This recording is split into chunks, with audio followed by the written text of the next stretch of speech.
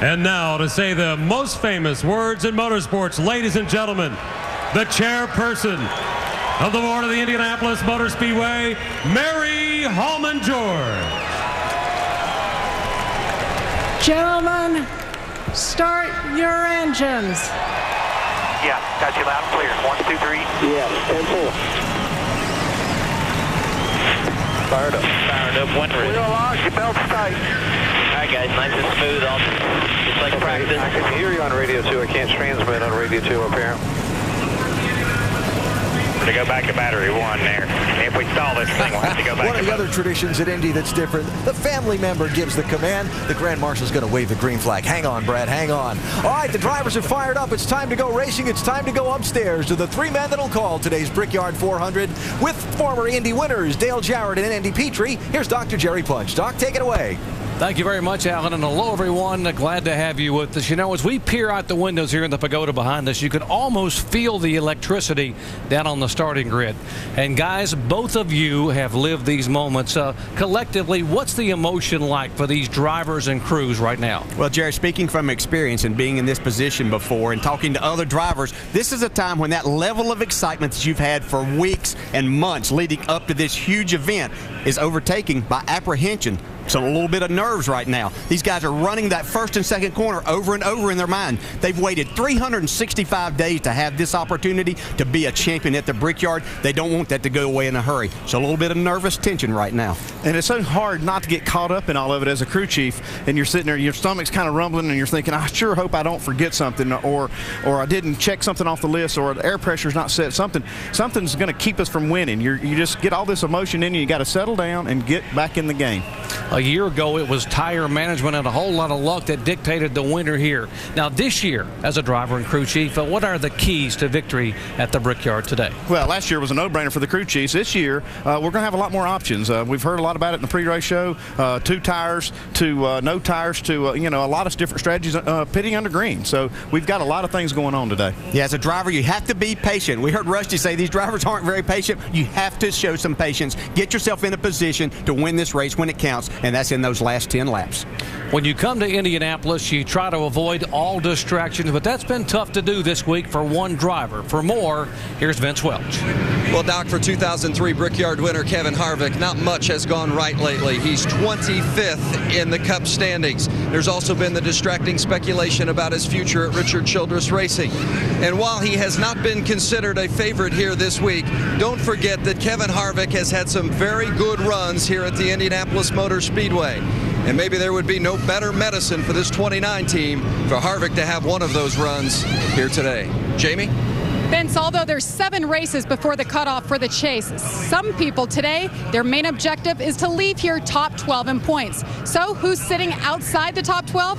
Greg Biffle. After the last race at Chicago, he dropped 4 positions in the points. He sits 13th. He's also finished 18th or worse the last 4 races. Today, he's in desperate need of a good finish and a good points day. Doc? Our in-race reporter today is a 2-time Brickyard 400 winner, Tony Stewart. All right, bud. Getting ready to roll them off here. Have a nice day here. Nice little hot Indy. Track's going to be a little slick to start out, so we tighten it up just a little bit. Just let us know how it progresses there to start. We'll be ready for you here in the pit. Copy that. I'll let you know as soon as we get a little bit of an opening here and get settled in. The century-old Indianapolis Motor Speedway has been called the world's greatest race course, and for good reason. This place is so steeped in history and tradition. The anticipation escalated even more yesterday after qualifying because 2000 Indy 500 winner Juan Pablo Montoya claimed a spot on the front row for the second time in 3 years. And 50-year-old Mark Martin became the oldest driver to ever win a pole in the 100-year history of the Indianapolis Motor Speedway. Ladies and gentlemen, Martin. Here's your starting field for the 2009 Allstate 400. Let's take a look at the starting grid, and you will note that 53-year-old Bill Elliott, the 2002 winner here, starts back in 4th position. And our in-race reporter, the driver of the Old Spice Office Depot Chevrolet, Tony Stewart, starts 7th. So let's visit with Tony. Hey, Smoke, Dale Jarrett, the ESPN. You have a copy? Yeah, but I can barely see the double line there. And I'll be able to call the flagman for the initial start for sure. And then I'll do my best to call you when I get that line up there. Hey, Smoke, Dale Jarrett, the ESPN. You have a copy? Yeah, ma'am. Hey, Smoke, even though you have won 2 of these Brickyard 400s, you're starting the race today with your own team with the famous number 14 on the side. Can you give us your emotions right now? I'm proud, especially where we're starting this thing. I mean, to start 7th and the job that Darian Grubb and Tony Gibson and, you know, Bobby Hutchins, everybody at Stewart-Haas Race, and they've just done an awesome job. And I'm proud of our group, proud of what we've been able to accomplish, and know that a man from Texas is pretty proud of us, too, that carried this number to 4 Indy 500 wins. So hopefully we'll do him proud today. All right, buddy, with your comfortable points lead, could we see you be pretty aggressive in trying to get to victory lane here at the Brickyard? Oh, absolutely. I mean, if there's one place that I'm willing to throw it all away to try to win it, this is it. But, you know, it's still about being smart. You got to be there at the end. And, you know, we want to win this race as bad as we want to win, and not a little more so than most of them that we run. So we're going to do the best we can to win it, lead the points. We got enough of a buffer here that we can take chances if that's what it takes to win the race. And, you know, we need those extra 10 bonus points to catch up to Mark Martin. So we'll do everything we can today to get it done. All right, Smoke, thanks for talking with us. Have a great day. And now Andy's going to talk to your crew chief, Darian Grubb. Thank you. Hey, Darian, Andy Petrie up in the booth. You got us? That's it, I got you. Hey, Darian, with this tire situation solved this year, it opens up a lot of possibilities. Could you walk us through some of the things we might see today? I think you're going to see a whole different race from what you're used to here. They're going to have a really good fall off in these tires. Goodyear run a great tire back, so you're going to be a lot of strategy going on. Guys in the back are going to be trying to get that track position. They're going to be doing 2 tires when other guys are going to be taking 4, trying to help their handling out. So there's going to be a lot of strategy to play. You got to be able to be up front there at the end to have the shot to win. And like Tony said, we're going to have a little bit of a risk reward game there at the end, trying to win this race, try to get that Old Spice Office Depot team up front. Well, Darian, thanks for talking to us, and good luck today. We know how much this race means to you guys. Thanks a lot, guys.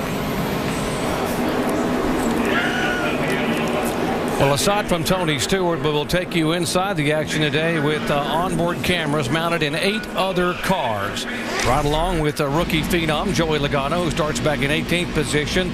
2003 winner Kevin Harvick starts 19th. Dale Earnhardt Jr., the best start of the year, in 3rd. And last night's Nationwide Series winner Carl Edwards, who starts way back in 41st. But, folks, he didn't qualify well, but he was 4th quickest in the final session. So Carl could certainly be a factor early on. We also have a camera inside the pace car, the Chevrolet pace car, driven by former NASCAR driver Brett Bodine. By the way, Brett Bodine finished 2nd here in the inaugural Brickyard 400. They have added a lap here because they're going to clean up some debris on the racetrack that's associated with the opening ceremonies. I want to make sure this track is nice and clean when we get the green flag here for the first time. See some tape or some of the trash maybe coming off the track on Montoya's splitter brace right there. It's just some paper, nothing to worry about, but you can see it flapping. Yeah, we do have a lot of wind blowing around here, and this was always a racetrack that you were a little concerned, especially at the beginning of the race, of trash and papers blowing around and getting on your grill and creating an overheating situation. DJ drivers have often said, and it's not until right now on the pace laps that when they look up into these massive grandstands that they really appreciate the enormity of this place. It's unbelievable. This is my 2nd year in doing this. I'm coming out of my skin right now. I wish I were out there on the racetrack. This is such an exciting place, but it's amazing how much it changes when you put these people in these grandstands as you go down into that first turn. It looks like a narrow front straightaway gets even more so as you try to filter down into turn 1, but very exciting time for these guys. I talked about them being a little apprehensive right now. That'll soon go away, but they want to get through these first couple of corners. We're excited. The drivers are excited. Let's go down to the Carl Edwards pits and talk to Bob Osborne. Shannon. Doc, Carl Edwards starting 41st today. Bob Osborne will have to navigate his driver through the field. You told me this morning you guys are pretty happy with the car in race trim. How early do you guys start looking for strategy to get this car up front? Well, really, drop of the green flag here. We're just going to see how the race goes and see where the cautions fall depending on what we do and when it happens. But we're definitely going to have to pull the proverbial rabbit out of the hat here to get a little bit of track position. So let's hope it works out for us. All right, keep your eye on Carl Edwards making his way through the field. Doc? Thank you, Shannon. The race analysis today, it is a 400-mile race on a 2.5-mile racetrack, and that translates to 160 laps. The pit road speed will be 55 miles per hour. The pace car will run 70. And the pit window is because of fuel this year, Andy Petrie, 30 to 35 laps. Yeah, that line didn't come into play last year because the tire would only go about 10 or 12 laps. But this year it does go the full fuel run, and we expect that fuel to last anywhere from 30 to 35 laps. The 20 car had to change engines after the final practice session, Vince, and they're going to the back of the field. Slipping from the 18th starting spot all the way to the rear is 19-year-old Joey Logano, who is the youngest starter in this field. And when I asked him today about the difficulty of his first start here at the Brickyard and having to go all the way to the back to begin the race, he said, with a big smile, well, there's nowhere to go but forward. So Joey Logano was keeping it in check like a veteran, and he did say, well, at least nobody will be running me over from behind when I'm enjoying the view of this great place, the Indianapolis Motor Speedway. I'd say he's got it all in check today. Yeah, he can make history from winning it all the way from the back of the pack here today. How do the crews get fired up? They tend to get together in groups and talk about what's going to happen today. Let's eavesdrop here on the 48 crew. I'm looking forward to this race, gentlemen. I think it's going to be a lot of fun for us. I think we're all going to have a good time today. I think it's going to be a good crew chief race, driver race, picture race. I think everybody's going to have a good time with this one. Sit back, relax, and enjoy the race. Well, folks, it is hard to believe that a racetrack which is 100 years old could have some long-standing records possibly shattered here today. Could Jeff Gordon become the first driver to win for a 5th time on this historic oval? Could Tony Stewart carry that famous number 14 of childhood hero A.J. Foyt back to victory lane here at Indy? Could Dale Earnhardt Jr. follow in the footsteps of his famous father as a Brickyard 400 winner, and by doing so join the Unsers as the only other father-son duo to win here at Indianapolis? And on the front row, could Juan Pablo Montoya become the first Indy 500 winner to also win the Brickyard 400? And how about on the pole? Could Mark Martin become the oldest driver ever to win at the Indianapolis Motor Speedway at 50 years plus? Folks, there are a few select venues in sports where a victory can change your life forever. And this is one of them. Only 8 drivers today know what it feels like to win at this racetrack. The other 35 want to. We are glad to have you with us, so sit back and enjoy it with us as the world's greatest stock car drivers head down to the green flag at the Indianapolis Motor Speedway.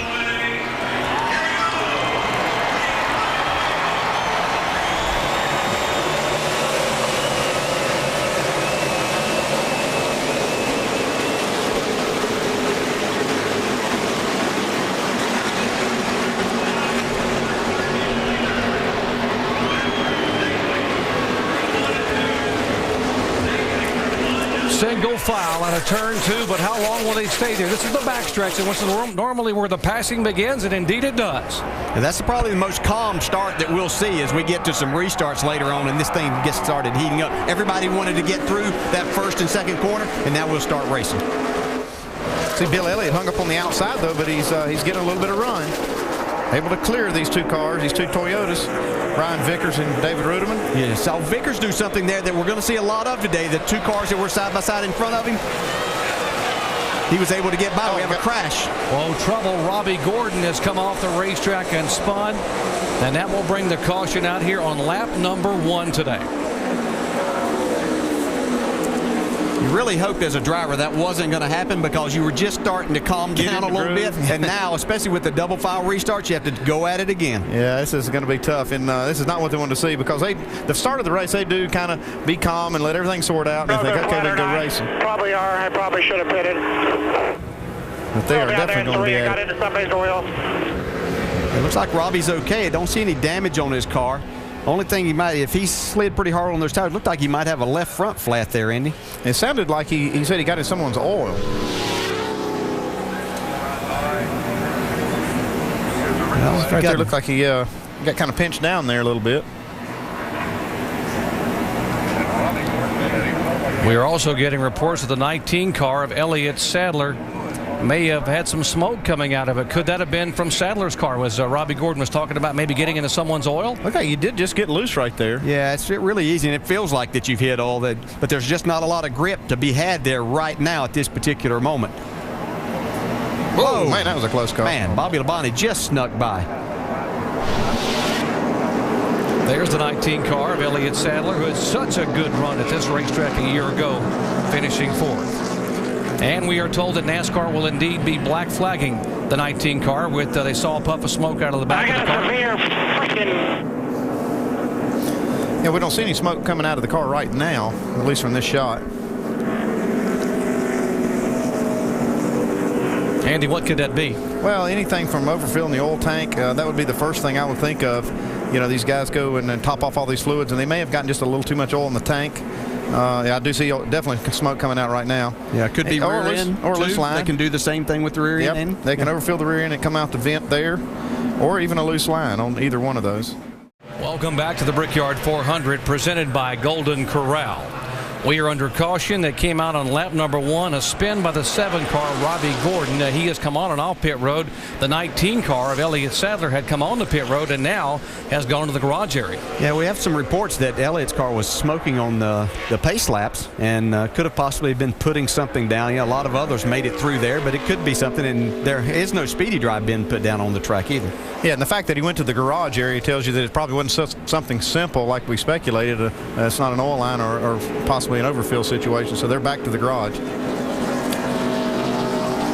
First time in the history of Indianapolis Motor Speedway for the NASCAR Star Cars, we will have a double file restart shootout style. And what was the prediction down in the NASCAR countdown? I guess Rusty predicted a wreck in turn 1, and Ray Evernham said they'll wait till they get to turn 2 to wreck. Yeah, but I don't think we're going to see it here. I think the driver's still going to use some restraint. They're not going to go after it full bore. Like what the guys in countdown were talking about is these later race caution flags when these restarts happen. Right now I think they'll use a little more better judgment. Yeah, both the guys from right now on row 1, Mark Martin and Montoya, need to be able to gather some points and stay where they are in the chase. And they've really moved this start point way back to give these drivers a chance to get up to speed and kind of sort things out. They did have it a lot closer down to the start-finish line. You see, these guys can't pass now. This is still just like the start of the race. They can't pass either side before they get to the start-finish line. Mark Martin has led the first 4 laps, but now Martin bobbles a little bit in turn 1, and Montoya will get the spot, and here comes Dale Earnhardt Jr. Yeah, that's exactly what we've been talking about all week. The guy on the inside, if the car gets close to him, and Montoya stayed right there on Mark Martin's door and got him loose as they got into turn 1. See Bill Elliott, the 21, working the bottom side of the racetrack. Now you got Stewart looking inside him, 3 wide. Yep, 3 wide, and back behind that's Greg Biffle, 3 wide. That's for 4th position. Tony Stewart able to go by both Vickers and Bill Elliott. They ran out of patience in a hurry, didn't they? Man, I'm telling you. 4 laps in. And you thought Smoke was going to take it easy and let the car sort of sort out for a while. Yeah, we'll see what he does. Right now is the time to really kind of get singled out here and then push your car a little bit. See where the weak spots are that you may want to work on later. There comes last year's winner, Jimmy Johnson. Behind him, the 47 of Marcus Ambrose. And behind Ambrose is the 18 of Kyle Busch. Yeah, Ambrose has been very impressive here in the 2 years that he's been here. He came out here last year, made the field on time. This year he had a spot locked in, but he looks really good so far.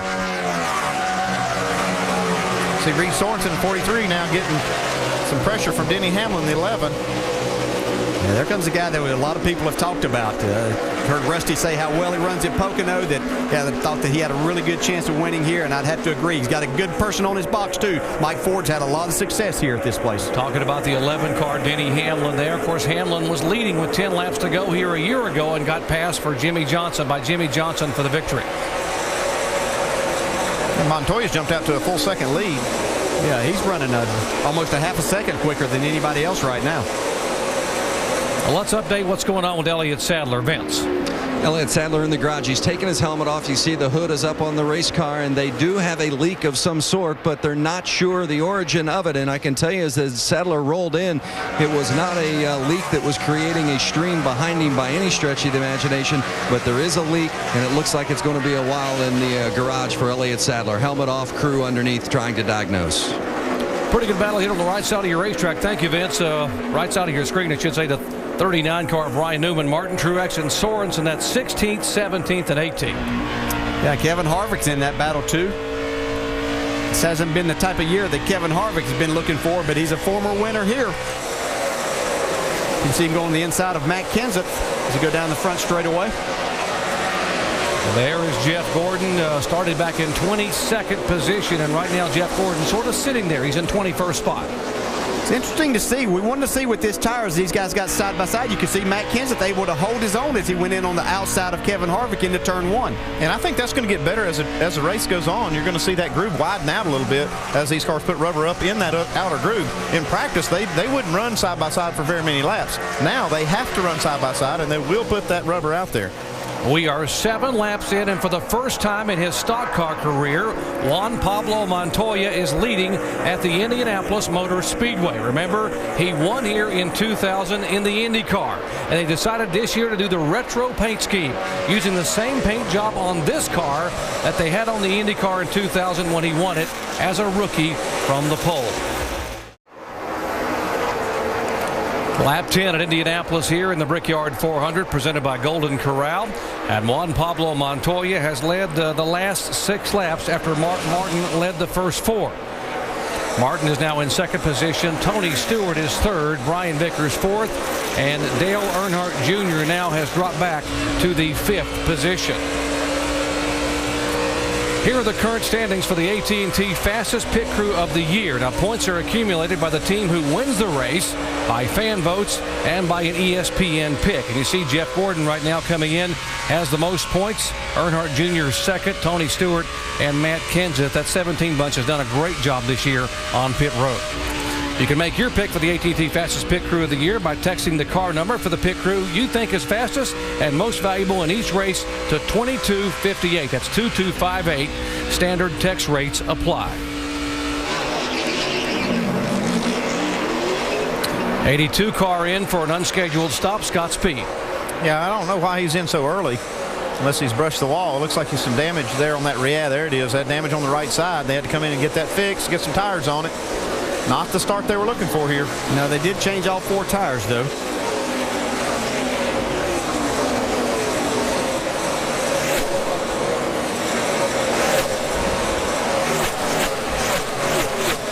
"13 laps in, and single file a little bit there. And Montoya just pulled away a little bit. You see the interval between him and the 5 car of Mark Martin. And how about the rookie Joey Logano? We mentioned they went to had an engine change, had to go to the back of the pack, and now he is coming in a hurry. Logano started at the back, has gained 16 positions.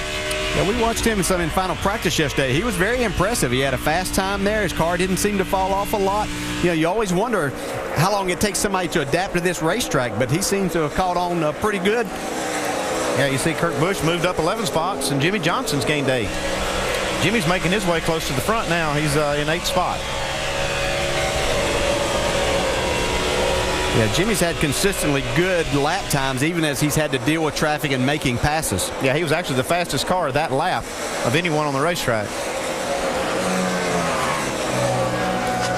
Jimmy Johnson, a 2-time winner here. It has been feast or famine for Jimmy Johnson. He's won twice in the last 5 races. That's the good news. The bad news is the other 3 times he came here, he did not finish the race. Yeah, he told me he'd just soon forget those, and he puts that behind him and doesn't really worry about that. He focuses on those 2 times that they've come here and won the race and then gone on to win the championship. Let's update the 82. Vince? Scott Speed had indicated he thought he had a right rear tire going down. He rubbed the wall on the right side, did a little cosmetic damage to the car. They did come into the pitch, changed 4 tires. They don't think there's any damage other than the cosmetic on the right rear. So had to come in early, but at least it's nothing that's going to prolong their agony throughout the day. They just have to try to hold on and get a caution or wait for things to cycle around as far as everybody pitting them. Well, that's the beauty of this new double file restart and wave around rule. You're never really out of it. I mean, if you get the cautions fall right, you get waved around and stay out. Like if it would come out right now, he could stay out when these leaders pit and actually get waved around, even if he was not the lucky dog, which he's in that spot now. We mentioned Carl Edwards, a very disappointing qualifying effort on Saturday, 41st, but he was very good in happy hour. In the final practice session, he was 4th quickest. Now, but Shannon, he's not moving up as quickly as we might have thought. Well, right now the car is not handling the way that Carl Edwards exactly wants it to handle. This is what he just said on the radio. Just real loose when somebody's on the outside. I mean, it makes it real hard to race right now. 10, 4. Just take your time here, buddy. No hurry. Take your time. Take care of it. Carl Edwards is also saying that the car has gotten a little bit tight in the center, but Bob Osborne up there, they are ready to make some changes when they do come down pit road. Carl Edwards finished 2nd in this race last season. He said he could taste the victory, and this car wants to get up front. And that's a difficult situation as a driver. You get your car gets loose with someone on the outside. Your majority of your passes are going to be to the inside of cars. And as he continues to try to move up through the pack, and he's going to have to adjust his driving a little bit, try to make those passes in areas where he's able to clear before he gets to the corner. Is there any way you can adjust your driving style to help tighten the car up when it is loose? Yeah, you can. And there again, it goes to where you catch these cars and what you do by backing out a little bit early. But if you're trying to pass someone, you still got to get to the corner. You're better off, though, back out just a little bit and then try to get to the gas quicker. There is Juan Pablo Montoya. We established the fact that he won here at Indy in 2006. He's won the Grand Prix of Monaco. He has won NASCAR Sprint Cup victory, but it was on a road course out at Infineon Raceway. He would love to win here in a stock car at the same track where he had his biggest day in open wheel competition. Well, we're seeing these lap times drop off now, and that's what we expected with this tire, is for it to have a little fall off, and we're seeing that.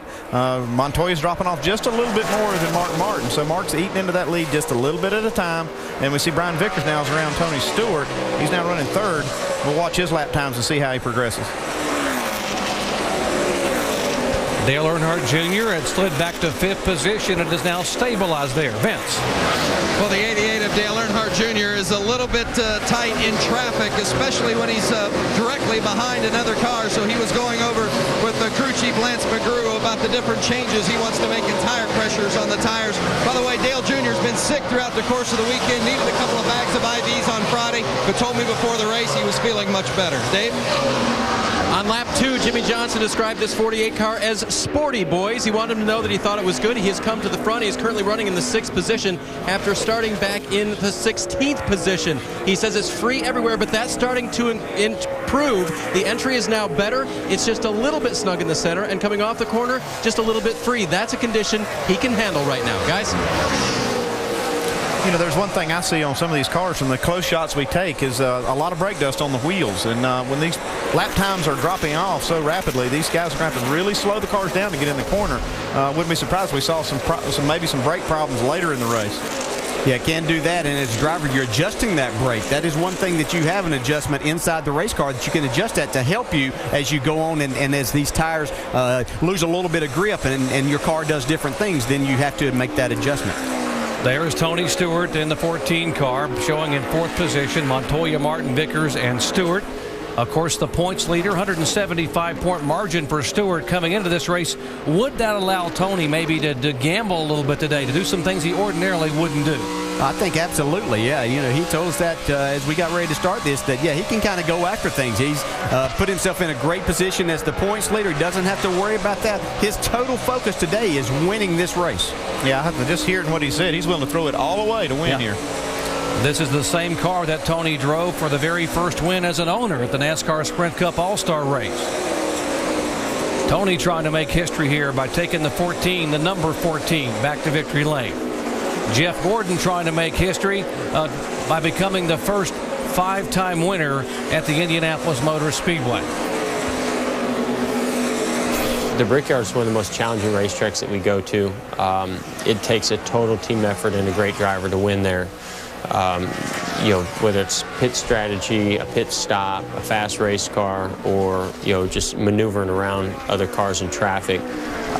It is definitely a track that you have to have a lot of respect for, but your competitors have a lot of respect for those who have gone there and won, especially if they've won multiple times.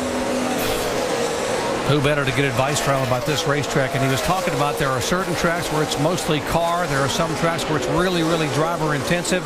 He said the other day, it's this track, it's the total team that you have to get to victory lane. Yeah, as a driver, you can't have any letdown at any point in time. It takes everything. You have to have a good race car, good handling car. You have to have plenty of horsepower. But on the other side, you have to do your job as a driver. And that crew chief has a full day, doesn't he, Andy? Yeah, I remember one driver had the best car by far, best engine, best everything, ran out of gas one time, took him out of the race completely. Yeah, appreciate you bringing that up, but that was a fun car to drive in 1998 while it had fuel in it. But it was one small detail that just took you completely out of it. And they go by Davis. Look at Kenseth getting loose on the bottom right there. I think we're going to see that a lot today, these cars get loose. We won't talk a whole lot about aero loose, but that's exactly the type of situation that you're going to see these guys get themselves into. You can see that Kenseth wasn't able to complete that pass. That is 20th through 23rd there, with now Joey Logano moving in 23rd position. Working lap 24 of the Allstate 400 at the Brickyard. And aerial coverage provided by our good friends at Goodyear, the official tire of NASCAR. New Fuel Max tires help you have a winning fuel strategy. This massive facility, and it is Juan Pablo Montoya who is the leader. And it is now time for today's Aflac trivia question. The question is, what driver in the field today has the most starts at the Indianapolis Motor Speedway? What do you think, guys? What do you think? Well, there's got to be a famous name. I'm thinking Andretti. Yeah, I'd have gone with Robbie Gordon, maybe. You guys are both very close, but it is John Andretti. 21 starts, 11 times in the Brickyard 400 and 10 Indy 500s. By the way, Robbie Gordon has 20 starts. There is John Andretti in the 34 car currently being shown 34th. Yeah, Robbie Gordon was just on and off pit road again, so he's having a difficult day here to start with. Joey Logano is still trying to make up ground. Now, he came all the way from the back of the field after having changed an engine, and he has gotten up behind the 17 car, and that's where his progress has stopped. But he's done a nice job getting there, just in 25 laps to catch Matt Kenseth.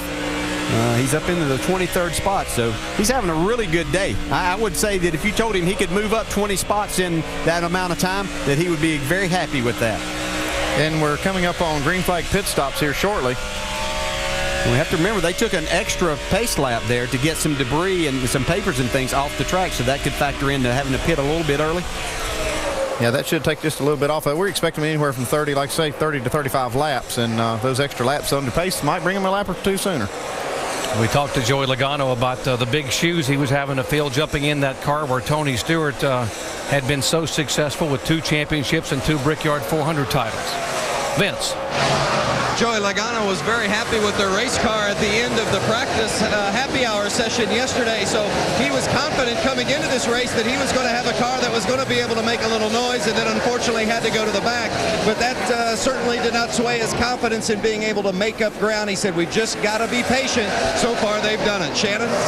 Well, Kurt Busch coming into this qualifying session this weekend, the team was really scratching their heads. I spoke with Pat Tryson today. I asked him what happened in the qualifying session, and he was very vague. He said something just didn't work out. The problem was they weren't really 100% happy with their car in final practice. So Pat Tryson told me the goal today is number 1, work on the handling of that number 2 car, and number 2, get track position. Right now the car's a little loose off, guys. Yeah, as we watch these cars race, these are exactly the type situations that the drivers that I talked with said they were having difficult times. They might catch a car from literally a half a straightaway back, but then trying to pass him was the most difficult thing. It seems like they lost the front end of their car in the center of the corner where they needed to get back to the throttle. Yeah, it seems like almost every shot we've seen of Kenseth, he's been loose, and Logano's still not able to take advantage of that. These guys trying to run down Juan Pablo Montoya, who was just pulled away by 1.8 seconds over Mark Martin in second spot. There comes the pole sitter Martin. You see behind him Tony Stewart. And Brian Vickers has made the turn. Earnhardt Jr. and Jimmy Johnson. And Earnhardt Jr. was reeled in by Jimmy Johnson, but now is pulled back away by a couple of car lengths. Let's listen in the Earnhardt Jr. radio. I'm missing a lot of corners because we got too much conversation going on. The loose is about a 4, and the tight was about a 2. It's gained up to about a 4, maybe a 5. Well, they need to do more talking on the straightaway. These things are long enough that you can talk there. So, but that, as we see Kevin Harvick, the first one to hit pit road here. 2003 winner coming in to get what everyone expects to be 4 tires. Vince. Yes, indeed, Doc. The 4-tire change. Kevin Harvick hasn't had much success of late, as we noted in the pre-race, but they've not been completely disappointed with their car here in the early going. So 4 tires, fuel, and away for the 29. Kevin Harvick said he's trying to duplicate what happened in 2003. When he came here that year, he had not won a race the entire season, and suddenly the win here turned his season around. Now let's talk about what he did. Maybe short pitting. Well, they shorted it maybe a couple of laps. They were probably close to being due in, and here you see Kyle Busch making his pit stop. I'm expecting all of them in here in the next few laps. Yeah, this wasn't exactly the scenario these drivers and teams were wanting. They wanted to make these pit stops under caution. Jamie? Somebody else who's looking for a good finish, Kyle Busch, the 18 car. Steve Addington, his crew chief, said they are willing to take risks today. They need a top 10. 4 tires. He said he's loose, but they don't want to make any changes this early in the race. Guys? Joey Logano in the 20 car. Remember, they had the engine problems early, but no issues with the race car at this point. It's handling well, and Logano has been happy with it as he's been making his way up the field. You see the team has just moved over to the left side for the 4-tire change in fuel for Joey Logano. There comes Jeff Burton in to make his stop. The 31 car. Others are on pit road. The 17 of Kenseth is in. These guys want to be extremely careful not to speed on pit road here, because it's a long pit road. If you have to come back down, it takes up a lot of time. Dave? The 83 of Brian Vickers had been running in the 4th position. Very happy with his race car right now. Just a little tight in the center to the exit of the corner that reduced the air pressure in that right front tire. Meanwhile, Casey Kane had been running back in the 15th position. Him complaining that the right rear of his car needed to be popped up some more. Mostly tight on the 9 car. Track bar and wedge adjustment for Casey Kane. Jamie? 4-time winner here, Jeff Gordon, is already down and away. 4 tires. He said when he gets around other cars, he cannot pass. They're just hanging in there, being patient right now in the Jeff Gordon camp, guys. Scramble off pit road. Sam Hornish, Marcus Ambrose is there. You see Casey Kane leaving. There comes Gordon down at 55 miles an hour. We've seen a couple of seconds of drop-off in this tire during this long run, and you can't stay out there too long after these guys get tires. You lose too much track position. Vince? Well, I think it gives you an indication of how well Juan Pablo Montoya's car is running, because he's not taking any changes at all. As for the 88 of Dale Earnhardt Jr., now you see 42. Just tires and fuel for Montoya, and he's away. For Junior, they're going to make an air pressure adjustment. Dave? Second position to be coming on pit road. The 48 of Jimmy Johnson is on pit road as well. He will take on 4 tires. It was getting just a little bit tighter at the end of that run. 13.8 second stop for Jimmy Johnson, and he will come out of the pits in front of Dale Earnhardt Jr. He came in behind him. He gained a lot of time there, on the pit stop and probably getting into on the pit road and off of pit road. Here's Tony Stewart coming down for his first scheduled stop of the day. Being very careful. Look how narrow that pit road really is. Let's go down to Vince. Tony Stewart's car, tight is the same, he said, from early on in the stint. He said that it's loose in and it's loose off, but it's a little bit better deeper in the run. They're going to give him 4 tires and fuel, of course. They're also going to make an air pressure adjustment to try to make it a little stiffer coming off the corner. These guys are knocking out some pit stops, Andy. That's not easy to do. 13.7, 13.8 there. When you haven't had a stop and it's the first time you stop. And here's the 11 car of Denny Hamlin. Could they have run him out of fuel? They absolutely could have. It's 32 laps of green flag running, not counting all the pace laps, so they could have. I'm telling you, the shifter came off of the transmission. He's already been in the pits, I believe. I think he has a transmission trouble. Not bolted to the transmission anymore. Oh, it probably happened coming off of pit road then. You're really accelerating as you get out. Once you get to the end of pit road and get on the access road, you can go as hard as you want there. It's a little bit rough in places. I had my hand on the shifter. Denny Hamlin has had so many troubles over the years here. Lost a cylinder in 06, cut a tire in 07. And now he possibly some kind of shifter issues. Let's find out what may be going on. Go down to our Craftsman Tech Garage at Tim Brewer. Tell you what, Jerry, these transmissions are very delicate, especially when you get to places where you've run light oil in them in qualifying mode, because when you run light oil, they don't really get the lubrication they need. So if he had light oil in it and heated it up in qualifying, he may have done the damage right there. But that's where I would be very suspect of what went wrong with the transmission. Thank you, Tim. And Andy, to fix that, it's well, if it's internal, they're going to change the gearbox itself. The best thing they could hope for now is that it's just a linkage problem that they can fix quickly. But he's still rolling real slow.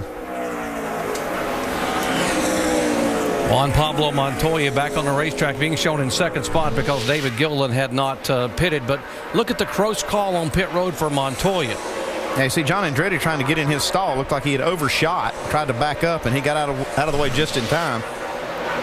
This pit road's not big as it is, and that's less having something like that. It's not wide. You know, the pit road's very narrow, but the pit stalls are real long, so you got a lot of room to get in and out of your stall as far as length. It's just the width is so narrow.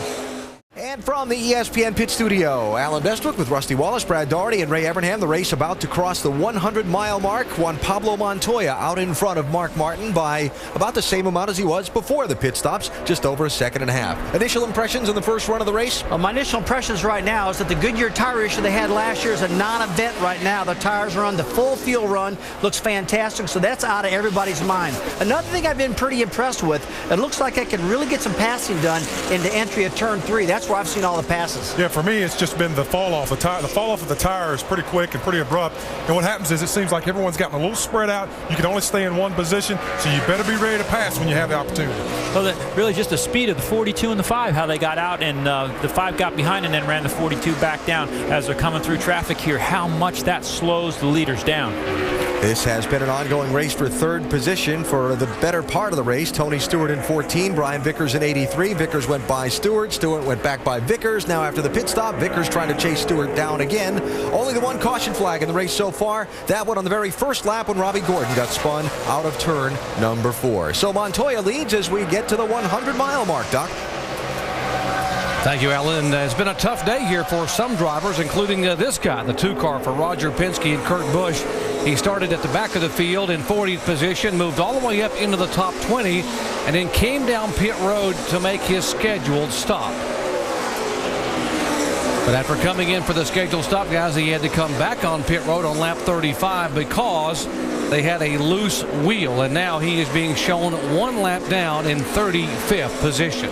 Now, usually that's just a miscommunication, or actually the jack man not actually making sure whether both tires are tight and let him go just a little bit too soon, and he had to come right back in and get those wheels tightened up. Andy, that's back to one of those things we talked about. It takes everything. If you're going to win a big race like this, really any race, but in particular this race, you can't have anything to go wrong. This has put Kurt Busch and his team really behind the 8 ball here.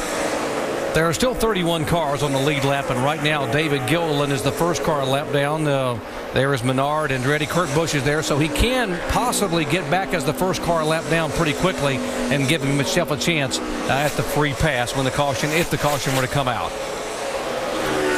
Juan Pablo Montoya is the leader. If you just joined our coverage, Mark Martin was the pole sitter, led the first 4 laps. Then Montoya made the pass and has now led twice for 33 laps. Here's the car that made a lot of gain on pit road. In fact, gained 7 positions on that first pit stop, Andy. Well, this is a green flag pit stop, and you can see it's not just about the pit crew, although they did their job, but look at what Busch did. He beat Montoya 2 seconds getting on pit road and getting off pit road. So he did a great job there. Everybody's doing their job, and it gained 7 spots. Jamie? Fast pit crew, but also they didn't make any changes, so it got them out of there quicker. They've gained 13 positions since the race started. Now that's good news, because in practice yesterday, Kyle wasn't thrilled with the car. They had balance issues, but Steve Addington told me at the end of final practice, they were happy. The car was the best it had been all weekend. We talked about how this is the very type racetrack that this race team last year and the beginning of this year has struggled on. Flat surfaces that doesn't have a lot of banking. There's only 9 degrees of banking in these corners, and this seems to be the type of track that's giving them some problems. Maybe they've got some things figured out here, Andy. Definitely got it going the right way right now. Right now they're running 7th in the top 10. They can keep it together and adjust on this car properly as the race goes on, and I think that's one of the problems too. You got these flat tracks take a little different adjustments to try to get them right. There's Mark Martin, and what a year he has had. 4 wins, now 4 poles for the 50-year-old driver. Dave. And how does he catch Juan Pablo Montoya? He couldn't do it on the first run, Doc. The car was just a little bit freer than he liked, but he thought that the track might come to him, so they made no chassis adjustments on that first stop. But listen to his transmission to crew chief Gustafson after about 3 laps into this run. Okay, buddy. Still pretty loose. We're going to have to put a little rear grip in it, I think. Yeah, careful. We'll fix it. Just take care of it. Either maybe air out of the right rear tire or the track bar down a little bit. It's just pretty loose. Everybody knows Mark Martin likes a loose race car. Just not that loose right now, guys. A lot of times you have that one thing in mind, that the car's going to tighten up as it gets rubber, and a lot of times it does. But this is a new tire, new combination. It's going to take a few runs for these guys to kind of figure out, is the car going to get better or is it going to go loose? And it sounds like Mark may need an adjustment. Yeah, it also is continuing to get hotter out here, so the racetrack is getting slicker by that. So you also get that oil down. We've seen guys had trouble. Here's a guy that's not having too much trouble. As we see Tony Stewart right there. He's got the speed right now. He is probably the fastest race car as they've come back out from pit stops, lap after lap been the fastest. You can see, though, he's even having trouble passing David Gillen, a car that's a little bit slower. He's able to make that pass now. You can see he has a lot of open racetrack in front of him. See if he can make some time on Mark Martin and Juan Pablo Montoya. DJ, you see him just jam that throttle and then back off on the short chute in the turn. Yeah, you want to get to the throttle and be in as much as you possibly can, but you also have to let the car roll and carry that momentum, and Tony's really good at that. He's good at not jumping out of the throttle. He kind of rolls out, lets his car roll, but he's good at getting back to it and using as much throttle as possible. Now, Denny Hamlin has taken the 11 car back to the garage area. Let's get an update from Shannon Spade.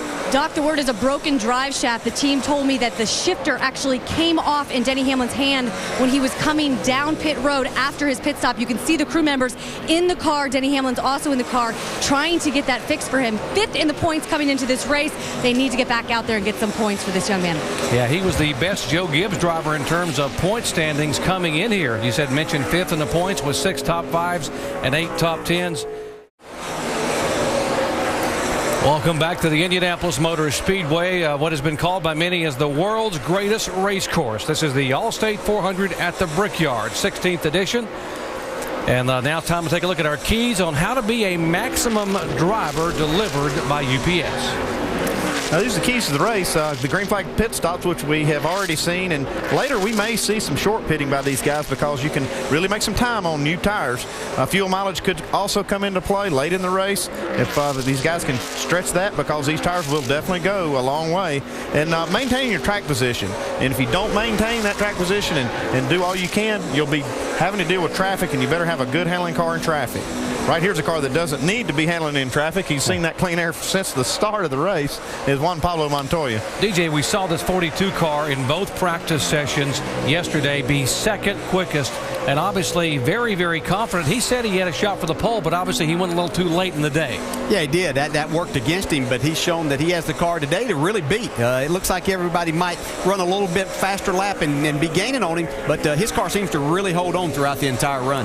Well, let's get you up to speed on the leaders, starting with Juan Pablo Montoya and Vince. Well, and guys, I think one of the indicators that this car is really good and comfortable for Juan Pablo is the fact that he has said nothing on the radio. And if he's not on the radio complaining about it, you know it's good. He just got the reminder from crew chief Brian Patty to be aware as you come up on this lap traffic that you don't lose your momentum. Time your passes right. Dave?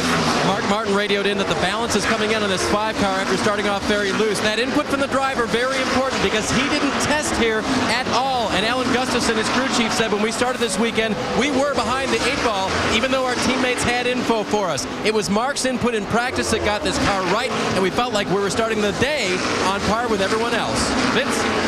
Tony Stewart is running 3rd in the 14 car, and the The only other time Stewart raced this particular chassis, he won the All-Star race at Lowe's.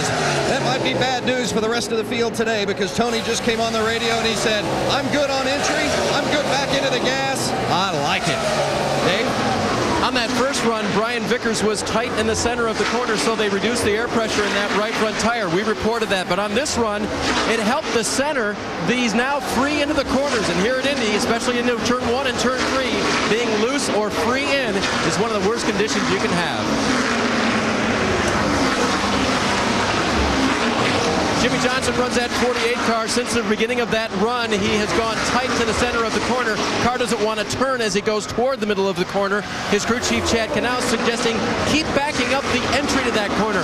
That will help you. Vince? Dale Earnhardt Jr. has lost a few spots from his original starting position from 3rd to 6th, but still not bad. Says he's losing a little grip in the right rear coming off the turns. Remember, this is the very first car that crew chief Lance McGrew has built from the ground up, and they've been good all weekend long, and no need to worry at this point yet. Jamie. And behind him, Kyle Busch is lurking. If you guys remember back 2 weeks ago to the last race, it was the breakdown moment for this 18 team. They made a personal mistake on the car. He hit the wall. Everything could have gone wrong that could have, and he finished 33rd. Well, the team has regrouped. They came in. So far, so good today. Kyle hasn't said a word on the radio since that good last pit stop. Dave? Greg Biffle had a good pit stop, too, as well, Jamie, on that first run.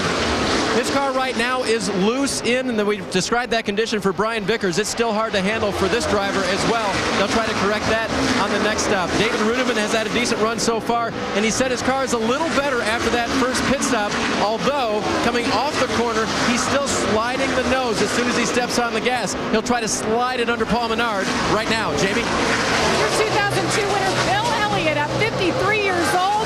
He's back in the field here at the Brickyard. He told me after missing this race last year, he didn't qualify. It means more to him now than ever. This car has been great, guys. He qualified 4th, and he's been hanging around top 10 since the beginning. Yeah, I think we all wondered if he would be able to hang up there. Is that just a fast qualifying car and fast lap? But Bill Elliott's doing a great job keeping this thing in the top 10. And the crew has, too, because they've made a green flag pit stop, and he's still hanging right in there. So much history with the Wood brothers here. You know, they came here in 1965 and they were asked to be a pit crew for Jimmy Clark and Team Lotus, and Jimmy won the race because the Wood brothers did such a great job changing the tires on pit road. Now they're back here in 2009, and awesome Bill Elliott qualifying on the outside of row 2 and running very strong in the top 10. We are past the 50-lap mark here at the Indianapolis Motor Speedway, and is Juan Pablo Montoya the leader. Juan Pablo Montoya the leader, Mark Martin second spot, Tony Stewart is third. Whoa, in the 18 car, we just heard a moment ago in break that he had said he may have an issue developing. Guys, it looks like we blew it right front.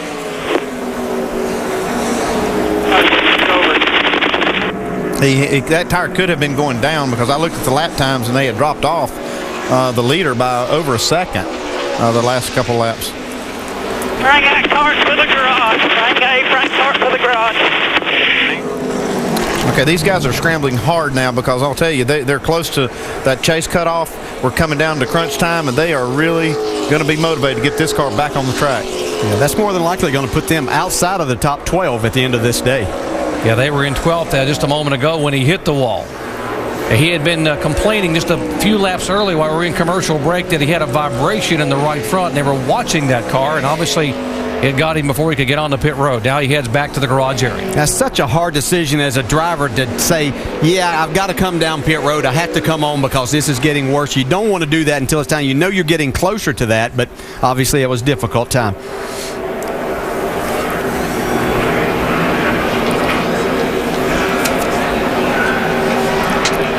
Under caution for the second time today here on lap 57. Now let's listen to Kyle Busch. Loose the whole run until I got behind that guy. Now tight. I'm going to need a new pair of eyeballs after this race because of the vibrations in here. I can't see. Now you see that tire blowing going right in the corner. You know, but I looked at that car as they turned down into the garage area. There wasn't a lot of damage. I mean, it looked like they should have put tires on it, maybe just try to see what actually was wrong. But yeah, they went to the garage area to get it fixed. 29 cars in the lead lap as they head down pit road under caution for stops. Let's go down to Vince. Tony Stewart will be the first to hit the box in the red Chevrolet. Of course, the car a little bit tight in the center still. A half pound down in both right front tires, and a turn up on the and a track bar adjustment up a half a round. The track bar going up a round and a half on the 42 of Juan Pablo Montoya as well. Says the car's a little tight off. Dave? The 5-car Mark Martin gave up second position for a 4-tire change. It was a bit long, but he's going to hold on to second place. No changes for Martin. There's the race off of pit road. You see Vickers up a spot, Biffle up 3 positions, Stewart back 4. All the adjustment. You see the tires they changed on the right side. All those guys changing 4 tires, and obviously a wise move here. Fresh rubber, a major factor. Now this is early on, but how as the race progresses, Andy, could we see that changing? There'll be some opportunities late in the race when you don't have but 20, maybe less laps on tires, and you have a caution. Be an opportunity for that track position, but the tire falls off so much that these drivers are calling for 4 tires when that caution comes out. Those drivers driving around the debris on the racetrack there from where Kyle Busch had bounced it off the wall. Yeah, you got to be careful. I just saw Rudeman catch a piece of that. You really got to be careful, and you can't let your guard down, even under caution as a driver. As we work the second caution of the race, at each yellow flag, the first car not on the lead lap gets the free pass or the lucky dog and gets to come back around and rejoin the lead lap. And this caution gave the Aaron's lucky dog free pass to Bobby Labonte. He was the first driver a lap down and now gets back on the lead lap. So good for the former winner of this race, this time driving the 96 car. He gets to come back around onto the lead lap. Now, as we get set to go racing, something we've learned here in the last moments. You saw the shot of Tony Stewart's car a minute ago. He lost 4 positions on the pit stop. Greg Biffle gained 3. And from what we've seen on the racetrack so far, those kinds of things are going to be critical. Oh, those type of things right there are very, very key, Alan. One thing I'm noticing right now, it's very hard for these guys to pass. So it looks like the pit crew's definitely going to have to make up the big difference and get them out in front of these guys if they're going to win this race. Yeah, one of the interesting things is the fall off of the tire. You're going to have to make a decision. Do I take 2 tires? Do I take 4 tires? Because the fall off is so significant that it's hard to advance your position. It's a double-edged sword for these guys today. As we get ready for the restart, let's hear from Kyle Busch, who's back in Gasoline Alley. Shannon? Kyle Busch has climbed out of his car. We saw the right front tire. Can you just tell us a little bit more about what happened out there? Not really sure. Just unfortunate for the Snickers bar hungry Toyota Camry. I mean, we were running decent, you know. We were running there, I think, 15th or something, and had an awesome pit stop on pit road and got up to 7th. Just biding our time running there, and then got stuck behind the 71 there and had to push the right front a little bit. And from right at that point, I just started losing the right front tire, just getting real tight. Had been loose the whole run, so I didn't think I had been abusing it at all, but all of a sudden it just started vibrating, and then for 2 laps, and then blew out. So I don't know what happened. I don't know if it's our cars, the tire, I don't know what. All right, the 18 guys are back here working on this car, definitely trying to get them back out on the track and get some points today. Kyle Busch back in the garage area, and you saw way back in 14th position now in the point standings. He came into this race in 10th spot. We were talking about why the 14 car of Tony Stewart lost the positions on that pit stop a moment ago. Let's take a look. Yeah, the pit stops are so critical. You see him coming into his stall. These stalls are very long. You see how short he stops in his pit stall. He's very shallow in that pit stall. Looks like they've got a pretty good pit stop going here. You don't see any real glaring mistakes. Yeah, looks like a little time on the left front there, though. A little time on the left. A little longer time. We've got a way to break this down, actually. We look at the difference here you see is in the actual getting on pit road and into his pit stall and then back off of pit road. And he lost a couple of seconds there, or a second and a half there, and it lost him 4 spots. You see the crew times are relatively close, but the total time is the telltale. Comparing him to the leader, Montoya, we also mentioned that the gaining 3 spots was Greg Biffle. Now getting set for another double foul restart, and Dale Jarrett, could Mark Martin do to Juan Pablo Montoya on this restart what Montoya did to him on the earlier one? Well, you never know. I guess we've seen now that Montoya has chosen that inside. He has the option to choose inside or outside. We saw Montoya get right on Mark Martin's door, get him a little bit loose down there in turn 1. we'll see if he a little payback here. Well, that's a little risky for Mark Martin. He's kind of sitting there on that edge of that cutoff for the chase, and if he does that and Montoya loses the car and crashes him, could be risky for both of them. You see now Mark Martin choosing to go right behind Montoya. And then Vickers right in behind Mark Martin with Jimmy Johnson tucked in behind Vickers. Yeah, that's the smart, mature driver in Mark Martin saying, this isn't the time to push that issue, just as you pointed out, Andy. He may try something like that as we get down closer to the end of this race if he's in that same position. One thing I did see is he turned right across the nose of Brian Vickers. I guess knowing who you're racing with makes a big difference in that situation. Here comes Tony Stewart on the inside of Jimmy Johnson for position. Tony's shown that he has one of the best cars out here. He's one of the guys that we've seen be able to pass, and Jimmy Johnson is another one of those cars as he worked his way up from that 16th starting position. The Montoya's car is just so strong from the start of the race.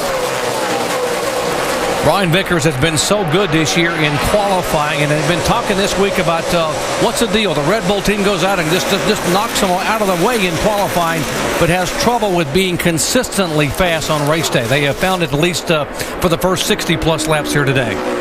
And I think that's just something that comes along with a team maturing together. Everybody getting on the same page and trying things. They don't have time. They don't have testing sessions now, so you have to use each race as a test session to learn a little bit more about what you need to do. We can see right on the back bumper of Mark Martin right now is just working pretty good.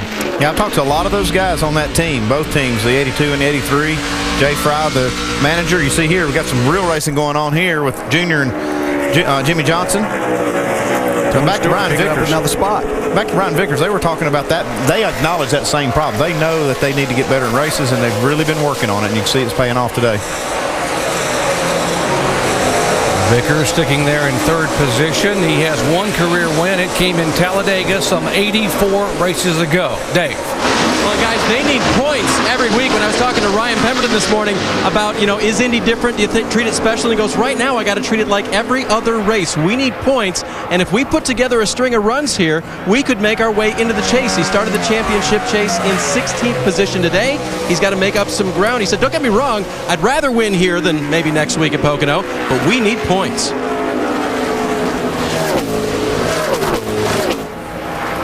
As we look at the leader here, Juan Pablo Montoya, guys, I find it kind of interesting. We talked to him in the pre-race show, and he was talking about, he wasn't that concerned about winning this race. It was more about getting points, getting himself in the chase. I wonder what he's thinking right now.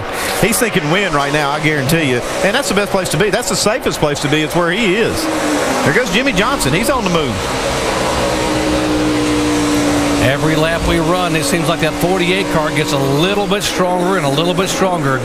So what a surprise, huh? Yeah, I was over here at the driving range. They have a golf course here, the Brickyard Crossing. Did a little deal with Jimmy. Whoa, really loose right there. Man, better hold on. Nice job there. But I asked him, I said, Jimmy, should you be the favorite? Can you win this race? Very emphatically. He didn't waste a second. Yes, I'm the man to beat on Sunday. So that's what helped me choose him as my guy that was going to win this race. I think he's just kind of getting his car, filling it out right now.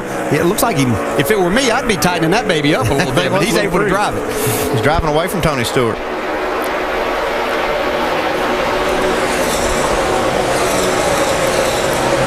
One driver who's showing amazing patience is just 19 years old, Joey Logano. And if you just joined our coverage, Logano had to start at the back of the pack because of an engine change and drove all the way to the top 23 or 24 installed, but now being shown in 20th position. That's not a surprise. I've really watched this guy in the Nationwide Series, and he runs with a lot of, it looks like, maturity. Even though he is a young guy, he doesn't take a lot of chances. He makes sure he sorts his car out, and he doesn't try to get it all at once. He's very methodical, and he's doing a great job here today. We asked Joey Logano about the impact of working with a veteran crew chief like Greg Zippodelli. Been there, done that, has got the experience, and I think as a rookie coming into the series, to have a crew chief that has that experience helps me out a lot. Know what he's looking for during the race, and I think it's good. I think a relationship from where we started to now, even off the track, we can talk better, hang out with each other a little more. I think that transfers over to the racing side, building a relationship over there. Couldn't be with a better guy, Andy. I know you as a crew chief and later as a car owner, you were developing a lot of younger drivers. And what is the key when you're a crew chief like Zippy here, trying to get a young man to build that confidence each week? Well, I've never really been in the situation like Greg's in now with an extremely young driver. I had a few young drivers driving my Nationwide Series cars as I was a car owner. But I usually, in my career, I was working with veteran drivers like Harry Gant, Dale Earnhardt. That takes a whole different skill set, and I'm really impressed with Greg's ability actually to do what he's doing with this kid. Yeah, you think he had to learn to go to Xbox 360 and play games and things to communicate a little bit with Joey? Now, one car we haven't talked much about since the green flag wave was Carl Edwards, and Carl had qualified back in 41st position. Folks, last night he went over across town to O'Reilly Raceway Park and had to start dead last in the Nationwide car and drove it all the way to the front and won the race. Carl Edwards right now all the way up to 22nd position. Shannon. Carl Edwards down here, guys, slowly making his way through the field. The car's a little bit too tight in the middle, but most recently they did have a little bit scare. Their water temp was a little bit high, but it is starting to come back down. The latest word was that it was 245. Guys? There's Sam Hornish Jr. He's had some contact with the wall, and the right front tire has gone down. He was running in 14th position. Sam had been hanging between 11th and 14th for the whole part of this race early on, but now he's headed to pit road. Got no brakes. He says he's got no brakes, so he just gets loose off the corner. Tires were up until this impact. You see that hard impact on that right front, cutting the tire down. Yeah, that was just way out of the groove there, and get up in the marbles now that these tires, the little bit of rubber that's coming off of them, makes it difficult. Here's the 55 car, which apparently we are being told is overheating. Michael Waltrip on pit road, and he has been there for a couple of laps now trying to get some water in the radiator. It's so hard to get these cars cooled down after they overheat. They're a pressurized system with a lot of pressure in there, and it's kind of hard to get that water, especially with that engine hot as it is, to get it to stay in the radiator and the reservoir. It's a great shot right there. As you can see these cars come off of turn 4, all of them hung out.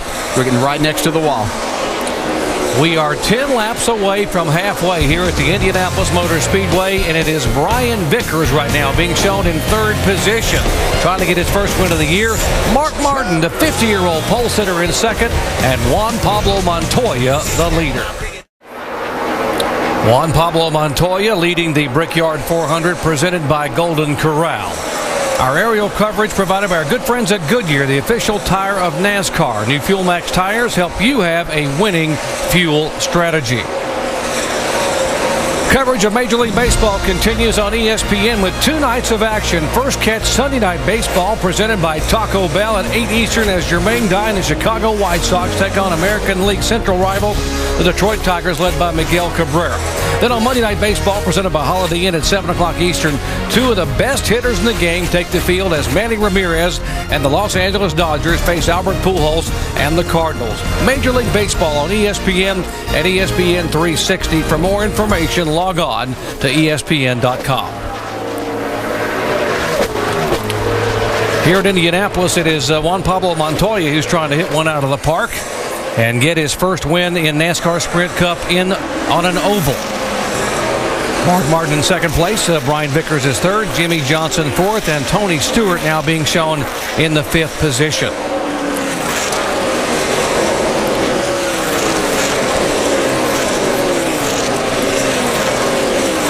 The 33 car, there's Clint Boyer. And we talked about the Richard Childress Racing Team and how it's been a bit of a struggle here in the 2009 season. But this is a brand new car for this operation. Now let's take you up to speed here on these drivers from 11th on back, starting with Dave Burns. And Clint Boyer carrying the banner for RCR right now, running in that 11th position. And unfortunately, the car has remained the way it started the race. Tight, tight, tight all day long. They just haven't been able to get that car to turn for Clint so he can really work it through the corners. And so that's been the problem. That continues to be the problem. And he really hasn't gone anywhere since the start of the race. Vince? Well, and right behind him is the RCR car of Kevin Harvick in the 29. You know, Harvick 25th in points compared to a year ago when he was 9th in points at this time. The main reason, 10 results worse than 25th. He had only 4 of those worse than 25ths all of last year. That'll do it to you every time. But he said earlier his car was bad fast. It hasn't been bad He's made up some spots here so far this afternoon. The 43 car started 9th. That's Reed Sorensen. He's dropped back 4 spots since that start to 13th. He just came over the radio, said no front grip at all. Feels like junk right now. So Reed Sorensen got some work to do on the 43, Jamie. And behind him, Bill Elliott, who was running top 10 most of the race. After the last pit stop, he said this set of tires didn't feel as good. They weren't the same at all, so he slipped back a few positions, running 4th right now, but great day overall so far for the 21. Behind him, Ryan Newman in the 39. Last pit stop, he said, I can't complain about the car. It's pretty good. They took 4 tires from Sunoco Fuel. Remember, he's an Indiana native, would love a good finish around here, but hasn't been able to break the top 17. Behind him, Matt Kenseth in the 17. Again, no changes for him on the last pit stop. He tested here a couple times over the course of the last year, and actually his crew chief Drew Blickensderfer told me that they unloaded, they made a bunch of changes yesterday, and it ended up going back to close to how they tested here, so that paid off for him. Vince? In 17th is the Home Depot car of Joey Logano. Remember, he started at the back because of that engine change, so to be running 17th right now shows a lot of progress for Logano. They were concerned earlier when Joey was feeling a vibration, but then they got a yellow, were able to come in and put on some fresh tires. He says it's a little tight right now, but he's still moving the right direction. Shannon? Vince, despite what Scott Miller called a terrible qualifying after 38 for Jeff Burton, Miller told me it's pretty typical for this team to qualify that well. He said they normally don't have great runs in those 2 laps. He said he did feel that this car could finish in between the 9th and the 15th place. Right now, Jeff Burton been struggling with loose conditions, but they have been working on that car, and Burton is trying to get to that low side as you see him trying to make a pass around the 77. Dave.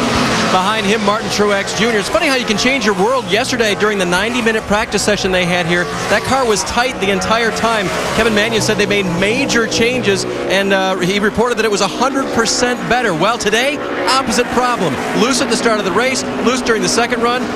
It's still loose. Complete opposite of yesterday. Shannon?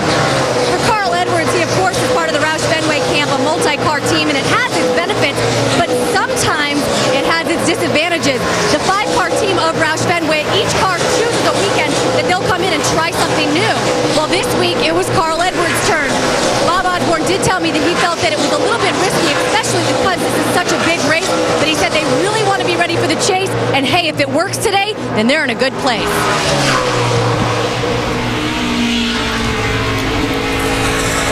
Halfway next time by, Juan Pablo Montoya is the leader. He will now have led 71 laps of the 78. Now, we talked about our up to speed and how it's a team effort here at Indianapolis. Look at the Hendrick Motorsports team. All 4 cars currently in the top 10. Yeah, and that's leaving out Tony Stewart, and he's almost a teammate to these guys. They're having a great day. The Brickyard 400 coverage presented by Golden Corral from the Indianapolis Motor Speedway, where Juan Pablo Montoya continues to lead. In fact, he's built his advantage to Mark Martin to 3 seconds. Our McDonald's race rundown, what's happened so far? Of course, the NASCAR part of the Centennial celebration, 100 years of racing. Here at Indy, Mark Martin started on pole, but only held that top spot for the first 4 laps of the race, and then it was Juan Pablo Montoya who came calling. Montoya got a great jump. He holds Mark down on the inside. You see Mark get a little bit loose, a little wobbly there. Juan sweeps around the outside and has taken off and has not looked back since. And perhaps the other headline of the day was Kyle Busch. It looked at, obviously, a cut tire, something like that, but right front tire went down. Kyle got into the wall, and that puts him in jeopardy of being out of that top 12. And for the most part, Rusty, a very clean and green race. It's been a real clean race. The one thing I'm really impressed with is the Earnhardt Ganassi turnaround with Montoya driving his car. Crew Chief Brian Patty has been doing a fantastic job crewing this car. We haven't talked about him much. He's doing really good. Vince, he's got to be pretty happy right now. Brian, this is your first full year as a Cup Chief. Your driver's leading the Brickyard 400. What changes do you look to make in the next stop? It's been so good so far. Tark Chevrolet's been really good all day. He hasn't said much about the car. We made a half-round track bar just for the last stop. Otherwise, it's been pretty good. But we've had a really good weekend. We haven't changed a shock, a spring, or a sway bar all weekend, so let's see if we can keep it up. Looking to pit in about 10 laps, guys. All right, Vince, thanks. And in this particular run of the race, the last stretch of, say, 20 laps, Montoya has really moved away from second place Mark Martin. That lead was a second and a half for a long, long time. That's a 4-second gap you're looking at. Oh, that is a big gap. I mean, Montoya is just flat flying. But, hey, Mark Martin, that last time by, his lap time is almost identical to Montoya. And it's going back and forth, though, Ray. I mean, it's been equal, then a couple tenths faster. The lap times are moving around quite a bit. Yeah, clean air seems to make a big difference with these cars. Well, you know, we were saying last year had too many cautions. This year, we haven't had enough for some of those other guys to get their cars adjusted to be able to even get close to that 42 car. The last contact with the wall we saw did not bring out a caution, but it did send Sam Hornish Jr. back to Gasoline Alley. Caught up with him now. Sam, what led to your contact there? The car was just really loose. We made a couple of changes on that last pit stop for us, and just got up from underneath me. Was trying to hold on, and unfortunate for the 1-1 Dodge, but you know, had a pretty good car today. I don't know if we weren't strong enough to win, but we're strong enough to run in the top 10. So put it under our belt and go back and try again next weekend. He was very confident coming into this race, guys, but the good news is Sam told me he will get back in the car and get back out on the track. Alan. So a tough day for one former Indy 500 winner, but a great day for another, Juan Pablo Montoya. Welcome back to the Indianapolis Motor Speedway, the Brickyard 400 presented by Golden Corral. We are just about 4 or 5 laps away from what should be the next pit stop. And Andy, by your calculations, if they make it to lap 92 and above, they can go on. Yeah, if they can make it to lap 92, then they can make it on one more stop. So we'll be watching for these guys. It's lap 88 now, and they'll be looking to try to stretch that at least to lap 92. If they do that, then they'll have to do that same amount of laps again. That's 34 laps. Juan Pablo Montoya, the leader. There's the 5 car of Mark Martin that's been trying to run him down. Dave, what are they talking about in their pits? They've been talking about not making adjustments to the car because Mark doesn't want it to get too loose. But listen to this last transmission. Yeah, I don't know about the right rear. You know, I needed to turn. I need to make a gain in the turn. Head forward to the front. They're talking about the right front. They want to reduce the air pressure in that tire just to get it to turn a little bit more. But I'll tell you something, the one thing that Alan Gustafson said they don't want to do to Mark is make the car too loose at the start of the runs. Because how do these, when there's a yellow flag, guys, how do all these runs restart? Double file. And if your car is too loose, what can happen? Straight backwards. That's what they don't want to do to Mark, dial him out. Thank you, Dave. So they're going to make some adjustments. You see Alan Gustafson there watching and waiting for Mark Martin. Meanwhile, on pit road, other crews are getting ready as pit stop should begin here in a lap or so. And like I said, they need to try to stretch it to lap 92. We see Tony Stewart's guys on the wall. A lot of guys getting ready now. And we are told Jeff Gordon will be slowing down to make his way down to pit road, and he had moved all the way up into the top 10 for the first time today. There is Tony Stewart coming down, Casey King, Jeff Gordon, Kevin Harvick. And it's going to be close here to make it to the end by pitting on lap 91. Very close. Coming down at 55 miles an hour. Let's go down to Jamie. And Jeff Gordon said that his car's good in clean air, horrible around other cars. They knew that, though, in practice. Here he is. He pulls into his pit box.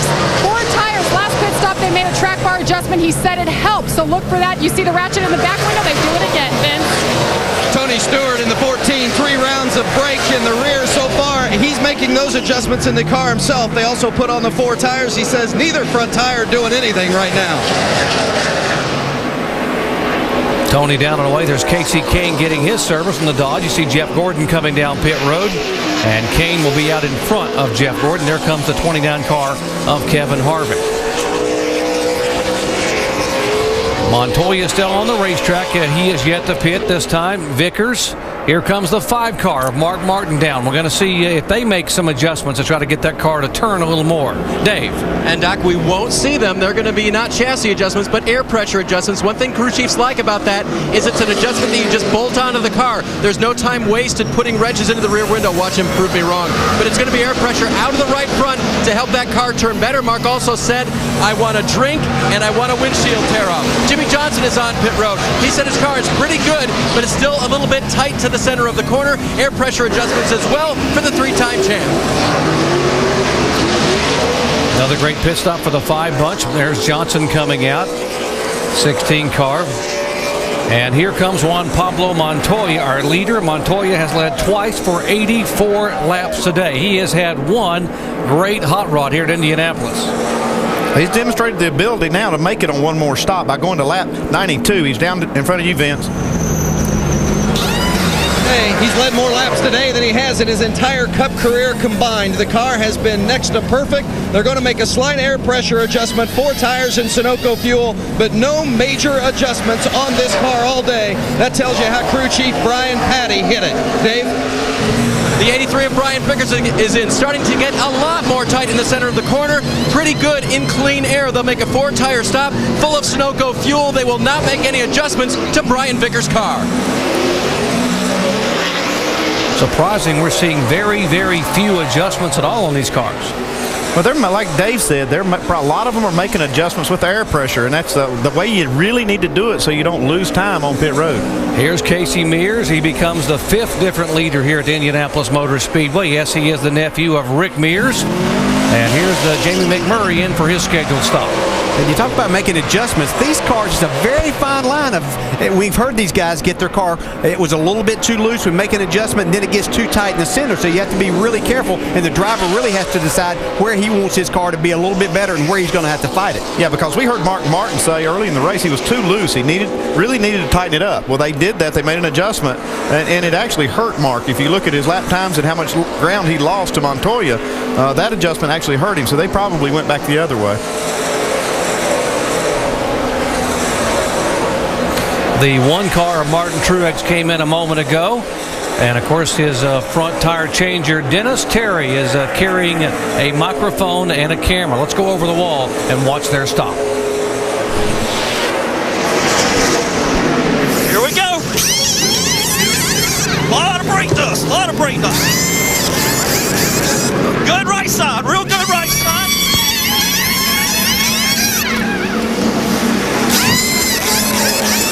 That'll get it. Come on. Here we go. Pretty good effort by Dennis Terry. During the week, he is a landscape architect, folks. He has a bachelor's degree from NC State University, and on weekends, he's a tire changer here in NASCAR Sprint Cup. Let's check in with Shannon. Casey Mears gives up the lead. He said, the car is neutral, but don't make me any freer. You see those guys putting 4 tires. This is a brand new car for Casey Mears. They had some struggles in practice. They went to the original setup, and right now, it's pretty neutral. You can see a big difference right there. We saw Juan Pablo Montoya come in 14.1. Not only is he getting it done with a good race car on the track, but his crew is doing a fantastic job too. They've really been flawless in every area today, and that's what we've always said it takes to win this race. There's just nothing you can give up. See Montoya's hands on the steering wheel. They're so steady. They didn't really work on this car at all. You heard Brian Patty say they haven't changed a spring or a sway bar this whole weekend, and they parked a little bit early in happy hour. You know, you mentioned Brian Patty, the crew chief. Juan Pablo Montoya and Brian Patty have a great relationship both on and off the racetrack. They work well at the racetrack. Away from the racetrack, they do a lot of things together. They go out and play golf, and they have that very solid chemistry, which allows them to communicate so easily. Vince? Doc, that's a great point. And last July at Chicagoland, Brian Patty and Juan Montoya sat in Montoya's motor coach, and Juan told him, he said, whatever it takes to make the chase in 09, do it. We've got to get better. So over the winter, Patty and the team rebuilt every car from the ground up. For a year, they have been working for this position. They've been working to be in the chase. Right now, they're 9th in points and leading at Indianapolis. And it has to do with the trust factor, too, DJ. And Juan Pablo Montoya, I'm sure when he came here initially, didn't trust a lot of crew chiefs to tell him what needed to be done with the race car. But now he trusts Brian Patty, and he's listening, and that listening is allowing him to now be in the top 10 in the point standing. You said a good word there, trust, and that has a lot to do with how aggressive a driver can be. We know he has a lot of aggression as a driver, but what could he go do with this race car? And he has that. Brian Patty is a very smart individual, has a lot of good things. He's on top of things. It seems like he's always been the guy that's been a little bit kind of out there. You know, he's not afraid to take a chance with things. When they work, that puts him ahead. Approaching the 100-lap mark here in the Brickyard 400 presented by Golden Corral.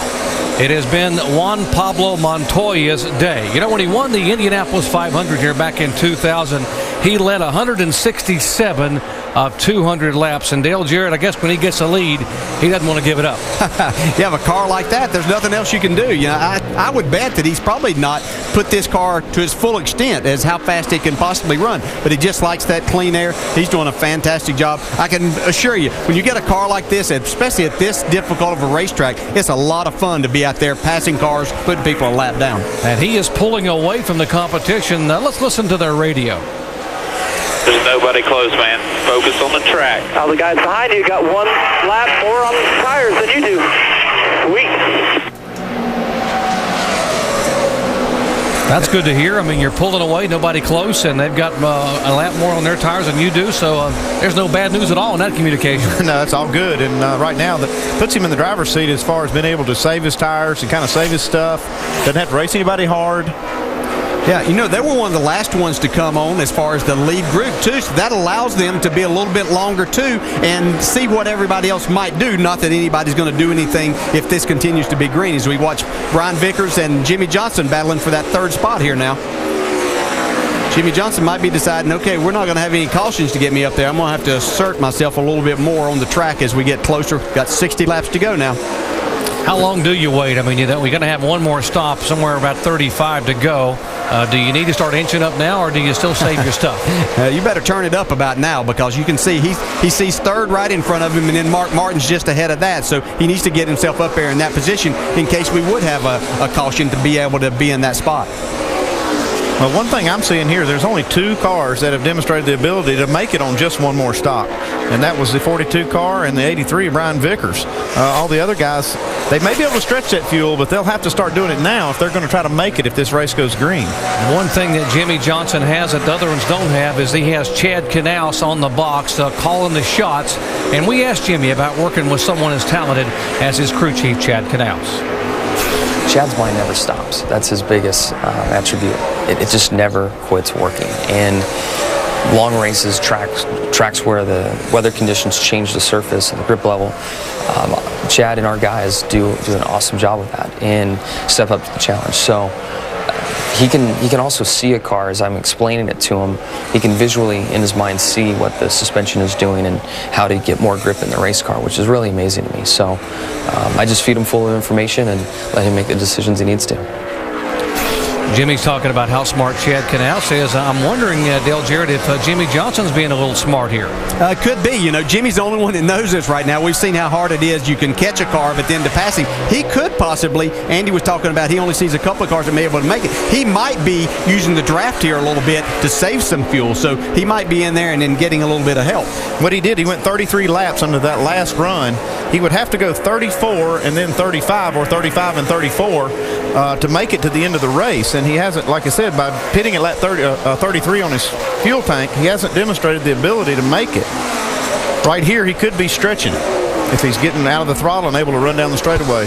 There, Jimmy Johnson being shown in 4th spot. Now, finally moving up into the top 8 is that 24 car. That's the highest Jeff Gordon has been all day long. Jamie.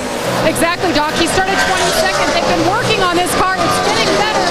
How extreme are you guys willing to go in order to get to the front before this race ends in 60 laps? Well, we put ourselves behind this whole weekend. We didn't give Jeff the DuPont Chevrolet he needed to get it qualified up front. We started in the back. The car's getting better. I think it's good enough to win if we can get up there, but we can make it on one more stop. I'm not sure all the leaders can, but we're going to be adventurous. We're going to get out there, be as great as we can, try to get us a win. We fought hard all year to be able to come here and fight for the win. That's what we want to do. Steve said they're going to be adventurous. They're not thinking about points. They're going for the win today, Doc. Thank you, Jamie. We talk about the fact that at least half of the races here, the eventual winner has not led until after lap 100. And Dale Jarrett, when you won here, you didn't lead until lap 135.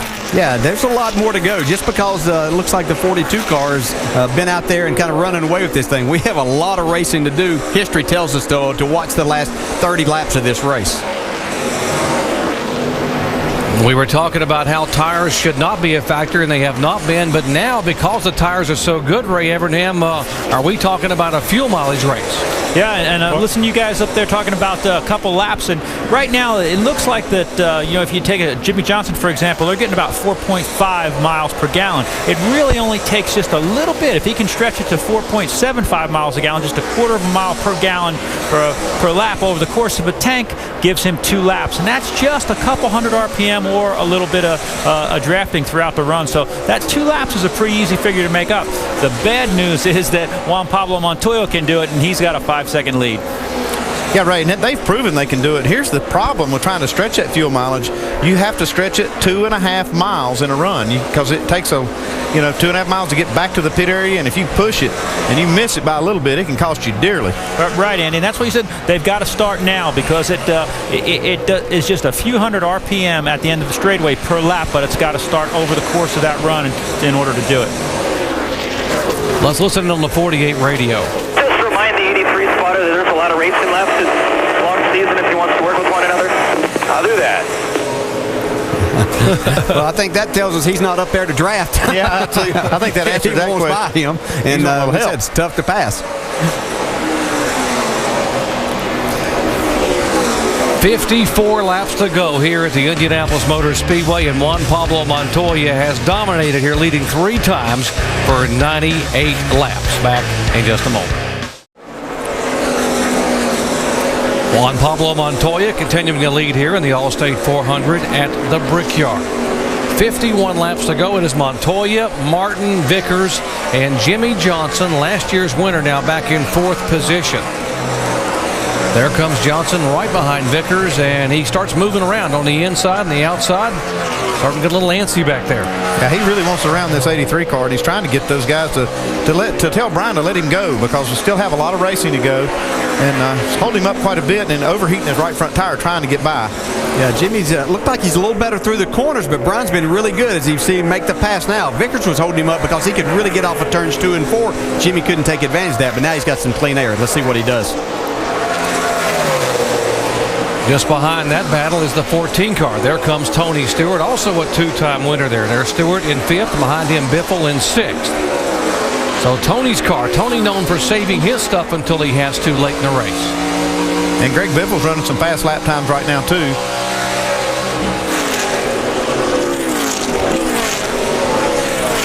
So Stewart is 5th, Greg Biffle is 6th. You see there's Biffle coming through, hanging on to his car. And back about 15 car lengths is the 9 car of KCK. Dave. Doc had a few reports of debris on the grill from several cars today, including Kane's. When crew chief Kenny Francis asked him about the temperatures, yes, they were very high, but Casey said, you know what, my car's better. So they came down on one pit stop, cleaned off the grill, and put tape on instead. They realized they need the downforce. But what about all this debris at this racetrack? Tim Brewer in the Craftsman Tech Garage, is this normal? Very much so, Dave. Ideally, you would like to control the airflow, the drag, and the downforce of the car with the tape.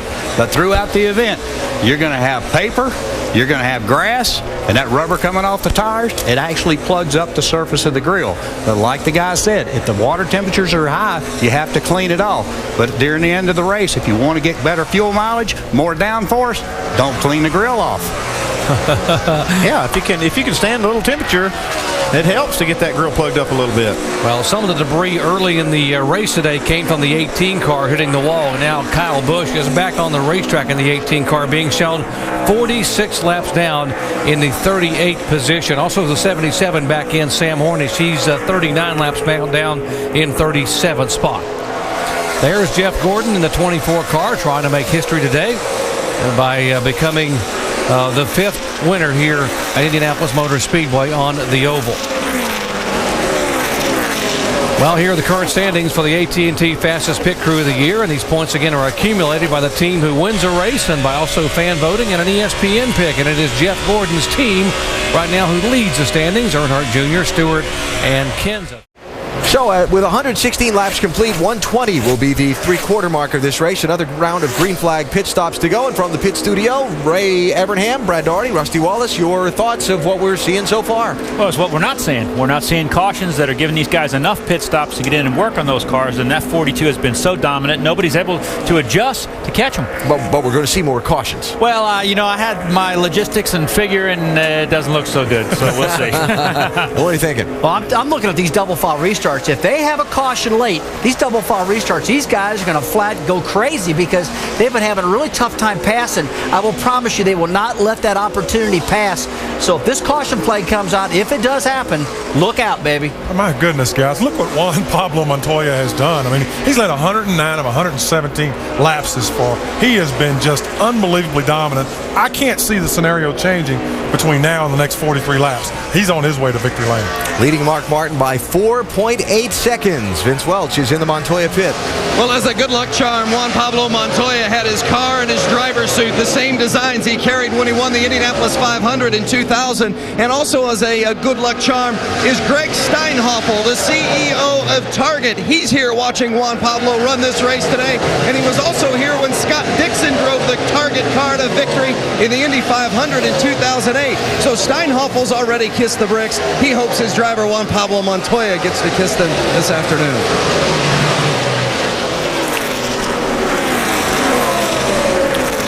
Of course, they're using the retro paint scheme from that win back in 2000. It's the same paint scheme. They had the Indy car here out on in Victory Lane. They had it beside the stock car.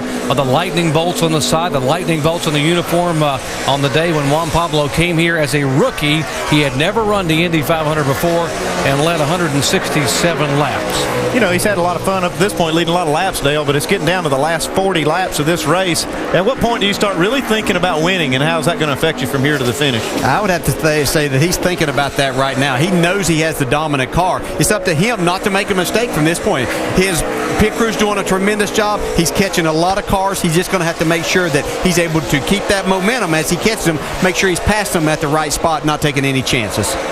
Saw the margin there between him and Martin at 4.7 seconds right now. Montoya, the Martin.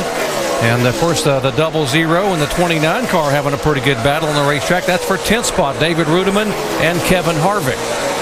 Yeah, certainly one of Kevin Harvick's best runs of the year. I know he has to be very encouraged that he's able to be battling for a top 10 spot. I know he'd like to be up there battling for a win, but the way this season's gone, I would say a top 10 here would be very good for him.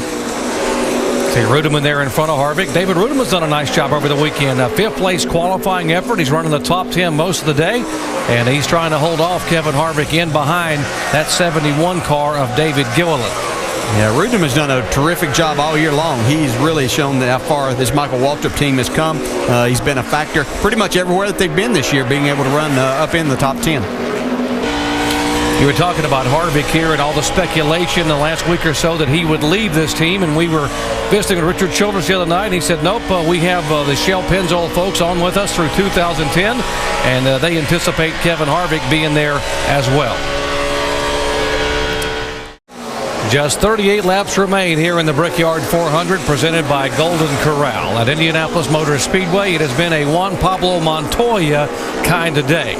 Montoya now a 4.6 second lead over Mark Martin in second position, and we are just a few laps away from what should be the final pit stop.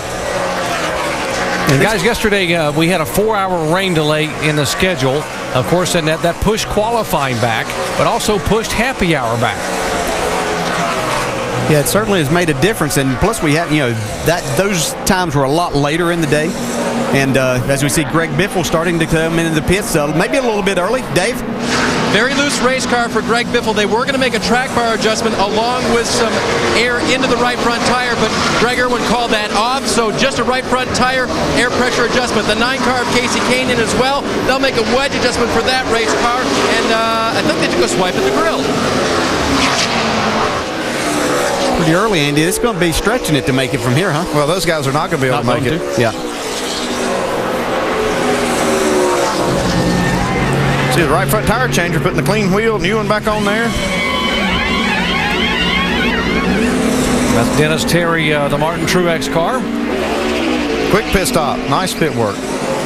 Nice clean stop there, getting the lugs on and off. Now Kevin Harvick coming down pit road for what should be his final stop. Vince. Well, Kevin Harvick, remember we told you beforehand, needed a good day today, and they're having it. They've moved from 19th starting position up into the top 10. The car's a little bit tight, though. They're making an air pressure adjustment on the right side. Also a track bar adjustment on the 29 of Kevin Harvick. Shannon? Carl Edwards tight in the center. They're going to try to free him up with a wedge adjustment. It was 4 tires. The track position is killing the 99 today. Harvick coming out, and they will come down to, there comes the leader, Juan Pablo Montoya, for his final stop. If they get a good clean stop, it's his race basically to hang on to win. Vince. Juan Pablo Montoya says the car's just a little bit loose. They're going to make a slight air pressure adjustment, a ½ pound up on the right rear. Otherwise, things are good for Juan Pablo. They said the car is really good. They just wanted the crew to make sure they had a good, clean stop. Now the 14 car of Tony Stewart. He says the center is still tight and it's still free off the turn. So they're making a slight adjustment on Tony's car to try to get it better through the turns and off the turns. Dave. Does Mark Martin have anything for Juan Pablo Montoya? He's already gone up pit road. You see Jimmy Johnson's crew high-fiving. They took a big swing at their race car to help it. The 5 of Mark Martin has left pit road. Same adjustment as last time. Air pressure out of the right front tire to try to help Mark gain speed on the track. Check that.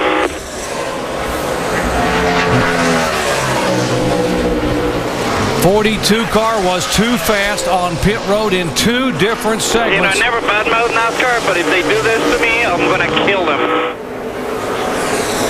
And we're hearing numbers that are just absolutely, just barely over the limit. They give him 5 miles an hour, and that puts it to 60 miles an hour, and he's just a couple of tenths over, but this is going to be devastating.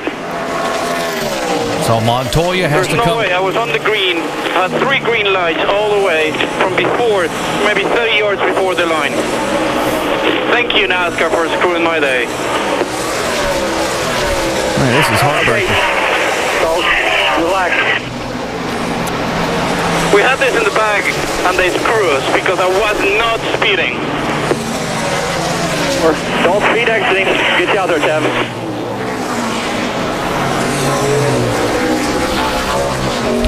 So he has to serve the pass-through penalty. On here, we'll have a good spot over here on the back. Well, the thing is, they give you that grace period, that 5 miles an hour. How close do you guys push that, Dale? Yeah, you push it. I mean, with everything that you have to work with now, you push it right to the limit. But, you know, you want to keep that there. I understand his frustration. This is done electronically. This has nothing to do with somebody sitting up with a stopwatch or anything anymore. It is right on, and they have a red light and a green light. And whenever you go over just a little bit of that 5 miles an hour that they give you, then they're going to penalize you. This pit road is divided into 7 different segments, and there are sensors under the pits. Oh, something's wrong with Junior. And the big plume of smoke. Oh, man. Careful getting on the brake. Careful getting on the brake. Blown engine for Junior. That's too bad. He had a great run going. And a huge break for the 42 car as well, as Junior now coasts down pit road. Obviously with engine. Go to the garage. Yeah, I think it's my fault. He said he thinks it's his fault. It could have been on that round of green flag stops. He could have missed a gear or over revved it at some point. Can see stuff coming out of the back of that car. That gun. I don't know. I might have flipped the clutch or something then. Having such a good run Might here. have tore the clutch out of it. It wouldn't rev up though, so I don't think that's it. It's almost similar to what we saw Denny Hamlin, the problem he had coming off of this concrete. That will break a lot of parts. That will give Bobby Labonte the Aaron's Lucky Dog free pass. He was the first car a lap down, so he, for the second time today, will be able to go around and get back on the lead lap. That will give us now 26 cars on the lead lap here with 32 laps to go. And brings up a lot of questions here, Andy. Who can make it? Who's going to have to pit? Well, Montoya should help him. Having the cautions right here, these caution laps, Ray, are going to let some of these guys extend that run and maybe make it to the finish. What do you think? Right now, I'm looking for is Montoya a lap down? That's what I'm looking for on the sheet. If not, you stay out. He's lead lap. Lead lap, then you got to stay out. And he's Ray. He's been able to go or demonstrate that he can make it all the way anyway. Some of these other guys have not done that. That some of them needed this caution and these caution laps to make it to the end. Yeah, he can. he can hope that some guys ahead of him can pit, and he's going to slow up. His car is fast enough. Whether or not he's got enough time to get through traffic, we'll see. Good. I guarantee you. I swear on my children and my wife, I was not speeding. This is the second time this year in Phoenix. They made a mistake and they admitted afterwards. This is the second time. They better look at that. Tell them to look at it closer because, you know what I mean? I don't think I was speeding, and I went through I think I got either oil on the tires or something. Yeah, either oil or flat tires, something. Yeah, he's feeling something funny right now. While he was talking about that speeding penalty, at the same time he's feeling something wrong, and he may be running through that oil that was put down by the 88 car.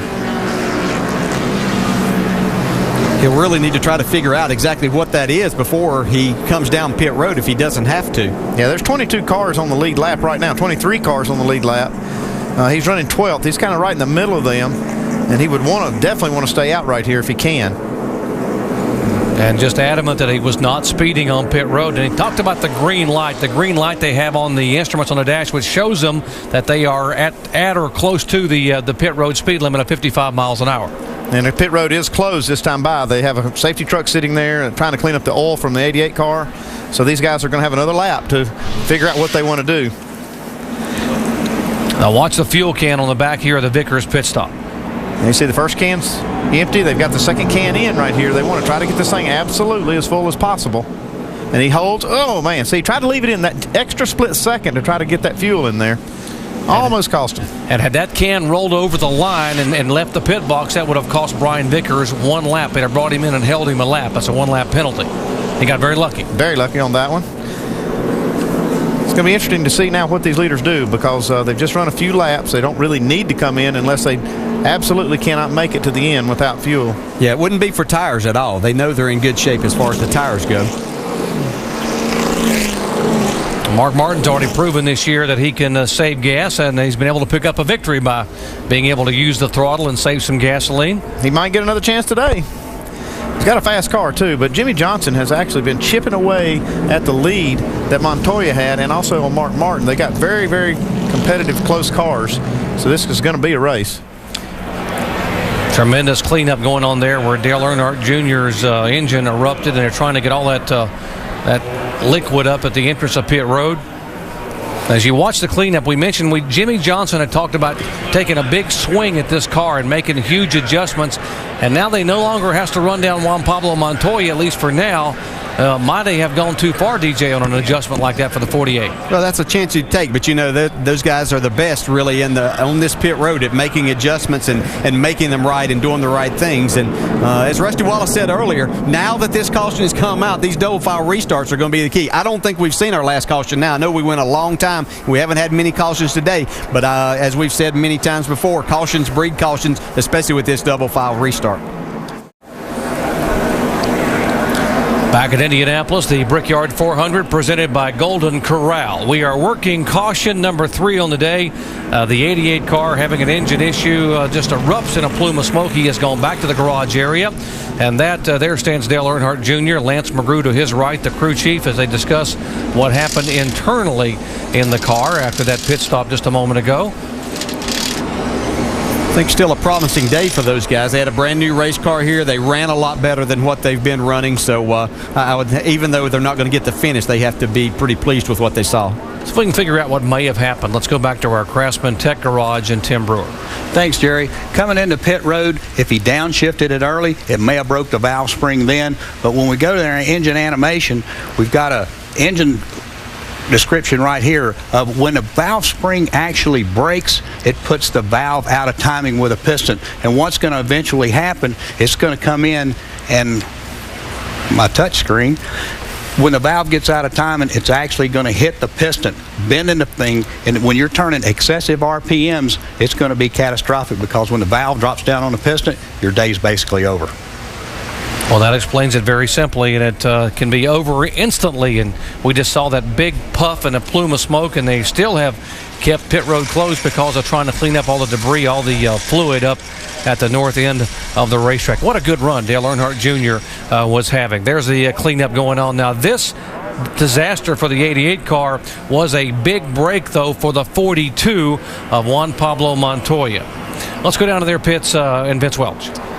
With Felix Sabates, one of the owners, along with Chip Ganassi and the Earnhardt gang. And Felix, can you put into words the disappointment when you heard that Juan Pablo was charged with speeding on pit lane upon exit? Can you imagine we lead 3/4 of the race, and with 25 laps to go, they penalized us. I don't know whether he was speeding or not. NASCAR said that he was, and they have the pictures of it. So I just wanted to show it to me after the race, and did they show it to me that he was speeding? I'd be happy with that. Certainly disappointment down here in the Juan Pablo Montoya pits. And guys, you may have heard on the radio that Montoya indicated he felt like he'd picked something up on his tire, whether it was oil or whether it was a flat. They know now it's not a flat tire, but they are anticipating Juan Pablo Montoya will change 4 tires and take on some fuel here in this last final stop when the pit lane opens. Thank you, Vince. Right now he's in 12th position. There are 24 cars on the lead lap, and Montoya, again, if you just joined our coverage, they got him, charged him with speeding, exiting pit road in 2 different speed segments. He had to do a pass-through onto the green and came back out. Then the caution comes out. That's why he is still on the lead lap. Hey, Ray, what do you think about this decision of Brian Patty to bring him down pit road for tires right now? Well, right now they've got a concern about their tires. That's going to put them back further. I mean, but really they lost their chance to win this race, I believe, with that pit road speeding. And they had to be more than 5 miles an hour over. And the question I would ask, Andy, is why with a 5-second lead on your last pit stop, what would you be playing it that close? Boy, that's exactly what I'd be asking too. And but he's trying to do. He's pumped up. He's wanting to win the biggest race he's ever won in a stock car, and he's trying to do everything he can, and he pushed it just a little too far. You think Brian Patty just putting that word out there, trying to get some others to come down pit road? Could be. Let's just see what they really do. Yeah, now Brian Patty would do that. Let's go down, and Jamie's caught up with Dale Earnhardt Jr. And he's been debriefing back here. Junior, right after the puff of smoke, we heard you come on the radio and say, I think that was my fault. How so? Well, just the motor broke coming out of the pits under acceleration, so that I just assumed that the motor broke in first gear leaving the pit stall. I could have possibly over-revved it a little bit or something like that, but I had a great engine, and we don't ever break them. So normally when they do break, it's something's me or somebody else did. But we ran good. Amp Energy National Guard Chevrolet was competitive today, and we were making some gains and kind of adjusting back and forth, trying to get the thing right, getting it too tight, getting it too loose. And I was pretty happy with it at the end of that last run. And we were just in our window to make it to the end and pitting early. And I expected NASCAR was going to throw a couple more cautions for me in the race, but we felt like we were in good shape to get a good finish. And we just hated for my guys. They've been working really hard, and this is a brand new car, and we're going to take it to Pocono and keep working at it and just keep our heads up. This team came in optimistic. As he said, it's a new car, and Lance McGrew built this car, so they have a lot of hope for next week in Pocono. Doc? Thank you, Jamie. The leaders staying out on the racetrack. There are some, though, that opted to come down pit road. The Clint Boyer is there, Michael Waltrip. And while those come on the pit road and we're under caution, let's visit with our in-race reporter, Tony Stewart. Hey, Smoke, Dale Jarrett, the ESPN. You got me? Yeah, bud. All right, man, we're getting down towards the end. Looked like the 42 might have had everybody covered, but kind of a new race now. What have you got for these 3 guys in front of you? Well, Darian made some changes that last time. We didn't really get enough of a run there before the caution came out to see exactly what we've got here, but we've been fighting a little bit tight in the center. He freed us up, so hopefully it's going to be enough to get this Old Spice off his Depot Chevy to roll the center of the corner. And we've been just about running Mark's pace. I mean, he's been a little quicker than us all day, and the 48 and 16 and I and 83 behind us, we've all been about the same pace. So it's just who gets the jump on the restart and who can get out there and make some good laps early. Tony, you're going to be starting actually on the second row on the outside here.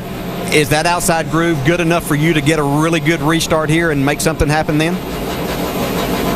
Well, the 88 car restarted out there the last restart we had there. He restarted on the outside and made up 2 spots. So I'm hoping so. I mean, we're close enough to the front that it should give us good enough track position to do something. So, they've done a good job of cleaning that second groove off a little bit so we can run too wide. So we'll have to wait and see. All right, man, thanks for talking with us, and good luck, buddy. Hey, Darian Grubb, Andy Petrie in the booth. You got us? Before I got you. Hey, Darian, a couple of questions. Did you have enough fuel to go all the way if this thing did not have a caution right here? And do you have enough now with all these laps we've run? Yeah, we did have enough fuel there. Right now, we've got a little bit. We're banking in the tank for in case we have a green, white checker at the end. But it's going to be an interesting race now. We freed it up a bunch because we were back in traffic after we had a little bit of a bad pit stop on that first caution. So hopefully we're not going to be a little too free now that we got up there and got into clean air. Well, good luck, and we hope to see you have a good finish here. Thanks a lot, guys. The 2009 running of the Brickyard 400 at the Indianapolis Motor Speedway down now to its final 25 laps. Some drivers with trouble early, including Kyle Busch. Tony Stewart had a bad pit stop early. The man who dominated most of the event, Juan Pablo Montoya, now trapped back in traffic after being tagged for speeding on pit road on his green flag stop back at lap 125. That handed the lead back to Mark Martin, who has not led since lap 4 of this race. Now he's got his teammate at Hendrick Motorsports, Jimmy Johnson, alongside as they go for one of NASCAR's shootout-style double-file restarts. Dave? Which hat Knaus now, and you will not have the option on which line you would choose. If you did, would you rather be inside or outside? You know, I don't know. We haven't been up there yet, so it's kind of hard to tell. I think that, you know, honestly, Mark took the inside there. I think that the outside may work well for us here, so we'll just have to wait and see. You know, the Lowe Chevrolet's been running great all day. I don't think there's been anybody pass as many cars as what we've had, and really, really proud of the job Jimmy's done in our pit crew, and I just can't say enough about it. It's a great place to race. It's a lot of fun. We'll see what happens. It's another race where the 48 is near the front at the end, guys. Mark Martin looks like he will choose the inside line here with Jimmy Johnson on the outside, 2x2. Pace car will bring him around. And what could be the final restart to determine who wins this thing, we're going to listen in to the spotters as we get set with a Degree V12 full throttle. If you've been messing with your brakes, get them on. See the pace. Make sure your tires are clean here. Make sure everything's tight. To the green. Here we go, sir. Simple. I think the 30 is close enough. I'll just let you go. You're going to run through that same spot here. Pace car's off. 24 to go when you get the green. Pace car's off. All right, bud. Pace car's off. Pace car's off. So, bud, be ready here. Be ready. Come on, be ready. Be ready. We're going to have green flag. Green flag. Green. Go when you can. All clear. All clear. Come on. Side. Still outside there. 14. Still outside. Still inside. Still there. Clear. Clear low. Still on your quarter. Stay with it. Clear low. Come on. Inside the 1. Still clear by 1.5 to the 14. Clear by 1.5 to the back door. Clear now 1 to the 14. Now half right up on you. Right down on you. Jimmy Johnson has taken the lead from Mark Martin. So Johnson now, for the first time today, leads at Indianapolis. Martin second, and Biffle right in front of the 14 car of Tony Stewart. What a power move that 48 made on Mark Martin, all the way on the outside in 1 and 2. Whoa, look at this right here. Harvick gets out of shape. David Rudiman goes all the way down almost to the pit wall to try to get inside of the 29 car of Harvick. That is 4th position. That's for 7th spot. Yeah, that's a great move. You can get that run off of turn 4. You see him now trying to hold Kevin Harvick back there. Jeff Gordon right in the mix, as well as Matt Kenseth. Yeah, Gordon and Kenseth are 9th and 10th. The 31 car, Jeff Burton on pit road. Shannon. It is right sides only for Jeff Burton. This is an unscheduled stop. They knew that they could make it to the end. I'm going to get down there right now and find out what was going on with that tire, guys. It looked like a flat right front. Must have run over some debris there under that caution period. So Jimmy Johnson has become the 7th different car to lead this race today. 9 lead changes. Johnson has led the first lap all afternoon.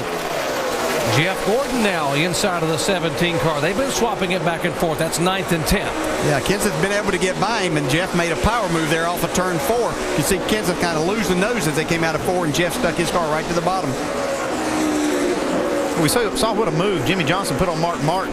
And if a caution would happen to come out again before the end of the race, it makes you wonder which lane now is Jimmy going to choose after doing so well on the outside. Yeah, it's going to be interesting, too, to see if he can stay up there. We know they made a big swing at this car. They said they were too tight to try to catch Juan Pablo. They had to do some big things. What's going to happen is he continues to put some laps on the tires. We mentioned earlier that in 6 races at Indianapolis, the eventual winner did not lead his first lap until after lap 100. Jimmy Johnson just led for the first time on lap 136. Look at Montoya getting aggressive underneath Carl Edwards. Yeah, he's actually lost a couple of spots on the restart there. So he's having to try to fight his way back. This is new territory for him. He's been out front all day leading this thing. He is back in behind Joey Logano. Montoya being shown now in 14th position. He restarted in 12th spot. 88 is officially retired, we're told, by NASCAR. So Dale Earnhardt Jr., after qualifying third and running in the top 10 most of the day, will stay in the garage area. See Joey Logano pulling out of line on the backstretch, trying to make a pass. And the leader, Jimmy Johnson, is having to deal with Jeff Burton. After making that pit stop, he came out right in front of Jimmy. Yeah, and Jeff's trying to stay on the lead lap right there, so that's going to make it difficult for him as we see Logano take that spot away from Ryan Newman. That is 12th position for Joey Logano, who has come all the way in the back of the pack. Just 18 laps remaining here in the Allstate 400 at the Brickyard, and Jimmy Johnson now trying to hold off a charge from Mark Martin, and Mark starting to ease back in on Jimmy now as the laps click away. These cars are closely matched, and Jeff Burton finally gave way to these leaders. And so now it's just between these two. Yeah, the problem we've seen all day is cars get up to another car. They're able to get to their back bumper, that they have a really hard time making a pass. Seems like they lose the front end.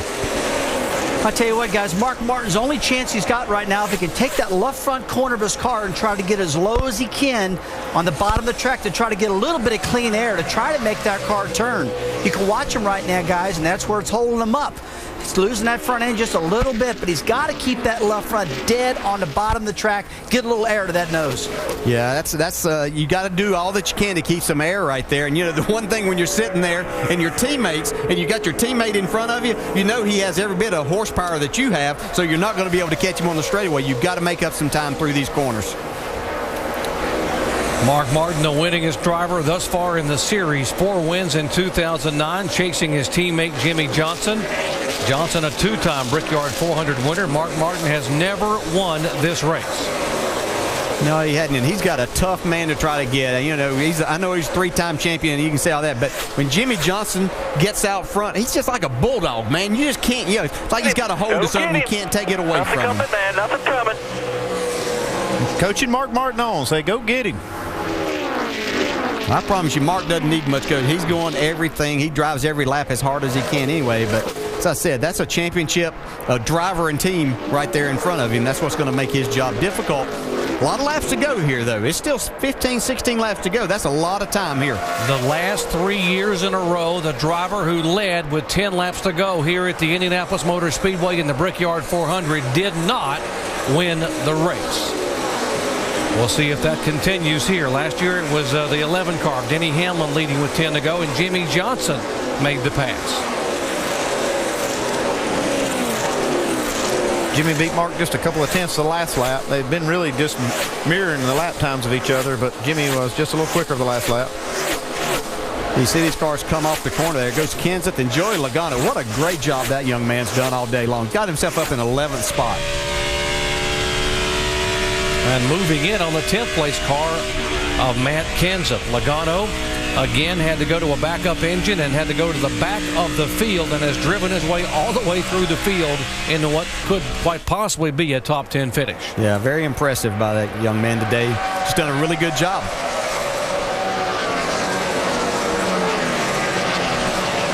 That lap there, they were almost identical lap times between the two leaders. Again, if you just joined our coverage, the dominating car today was Juan Pablo Montoya, who's led 3 times for 116 laps, but a speeding penalty on pit road on the final stop. 2 different segments. He was over the speed limit. He had to come back on a pass-through penalty, and then the caution comes out because of the erupted engine for Dale Earnhardt Jr. He stays on the lead lap, and now mired back in traffic. Montoya not able to make much progress. This perfect example as we see Michael Waltrip's car being pushed down pit road. Looks like they had some overheating problems earlier and it's finally maybe taking its toll, so he'll take that car behind the wall. But Montoya is a perfect example of what these drivers talk about with this car. You have it out front, you get it back in traffic, it's like driving something totally different. You just can't show the speed that you had when you were out front in that clean air. Okay, Mark Martin beat Jimmy Johnson 1/10 of a second that lap. Yeah, Mark's a pretty smart guy in driving these cars. He might have got up there and saw that, okay, I'm going to have to save my car a little bit. It's abusing the right front a little too much when I get too close. Let's get inside of 10 laps, and then I'll make my run at him. How much discipline does that take when you're looking at the leaderboard and you see only 13 laps to go, and to back off and let him actually get away from you a little bit? That's hard to do, it seemed like to me. It is, but it's still, as we said, even 10 laps, that's still 25 miles of racing that you have to get it done. Here we see Juan Pablo Montoya trying to take that 11th spot away from Joey Logano. Well, not yet. He's trying. Said trying, yeah.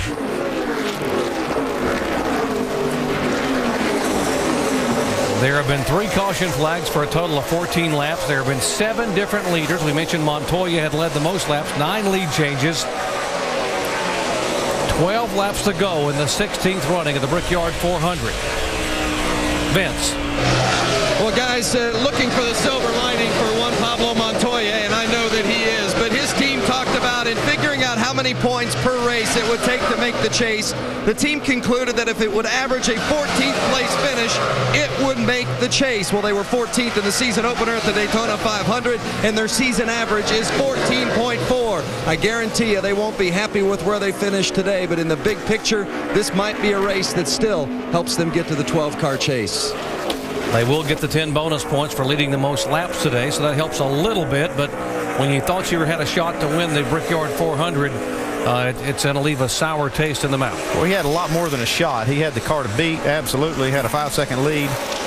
Man, this has got to be hard to take for that team. Yeah, it really is, and he's not going to believe, and I don't even know when they show him that he's going to believe. He's fully convinced that he was not speeding, and it took his opportunity to win this race away. And just to give you an idea, I know points are a long way away, but when he was leading this race, he was up in the 6th spot in points. This right now, if he could finish right where he's at, he would be back in 10th, which is still inside of that top 12.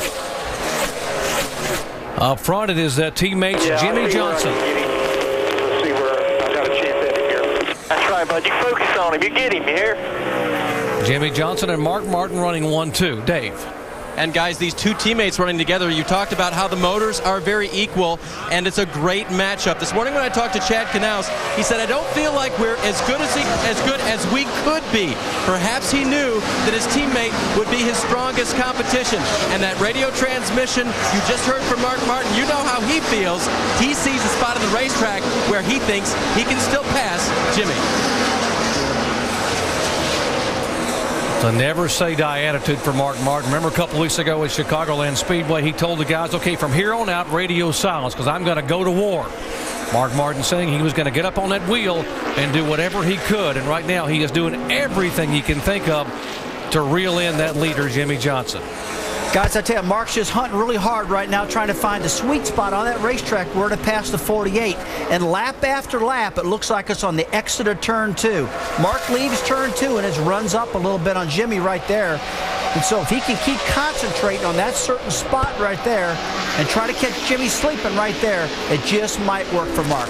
I know one thing. If he's waiting on Jimmy Johnson to make a mistake, he'll have to wait a long time.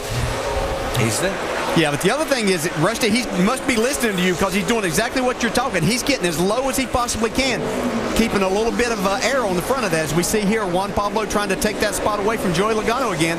Not able to make it. A little contact there. They've swapped it back and forth now twice the last 2 laps with Montoya, I should say Logano and Kenza, Logano and Montoya in 11th and 12th position, and now Logano goes back by. A lot of frustration inside the cockpit of that 42. Yeah, but he did a good job there. He's also using his head, too. As frustrated as he is right now, he could have made that a much more worse situation by getting himself and Joey Logano in a bad spot.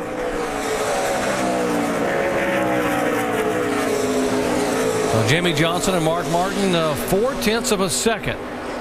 That's a separation. About 5 car lengths here on the racetrack with 8 laps to go.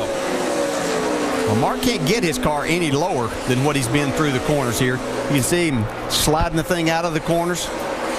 Yeah, Mark can run a couple of laps quicker than Jimmy, get within that 0.4 of a second lead, and then right there is where he seems to not be able to make any ground, and he'll actually lose a little bit for a lap. Like we see now, he's lost just a little bit of ground to Jimmy.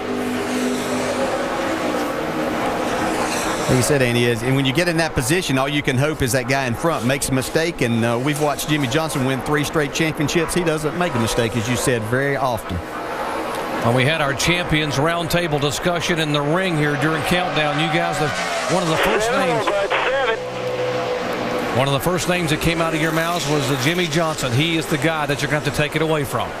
Yeah, that's exactly right. I mean, there was, we saw him be very dominant here last year. He obviously hasn't done that here today, but he's got himself in the position, and that's what these guys are so good at, making adjustment and giving themselves a chance to win. You said, I think, Andy, earlier in the show, Chad Knaus doesn't take that opportunity away from Jimmy Johnson. He puts him in that position, and then Jimmy takes it from there. He just keeps him in the game. I mean, they didn't have, like you said, a dominant car or actually a winning car early in the race, but he just kept that car out there, kept him in contention, and then put him in a spot there on that restart that gives him a chance to win. It's amazing how this team sort of stays around in the top 10 all year long, and then toward the end of the year they begin to come on. Last year it was race 29 after Kansas before they actually took the points lead. 6-4.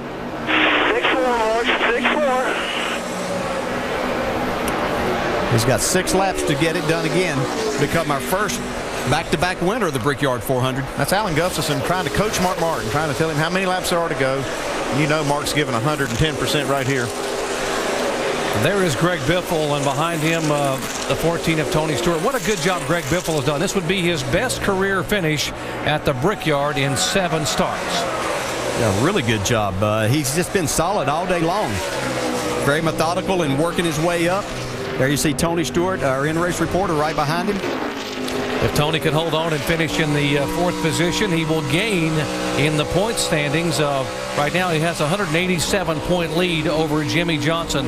It is Stewart the leader, then Jimmy Johnson, and Jeff Gordon would move back to 3rd in the standings. Well, don't forget, when we came into this race, Greg Biffle was really outside the chase looking in. He's now in the chase. If he can finish there, he'll move up a couple of spots in the points to 11. Yeah, Biffle was actually 9th a couple of weeks ago, but the abysmal finish and the troubles at Chicagoland cost him 2 positions. Behind these two, Brian Vickers having a great run today. He's been in the top 5 all afternoon, so a very consistent run for the Red Bull team. There's Vickers. And right behind him, you see Kevin Harvick having the best day of his year so far.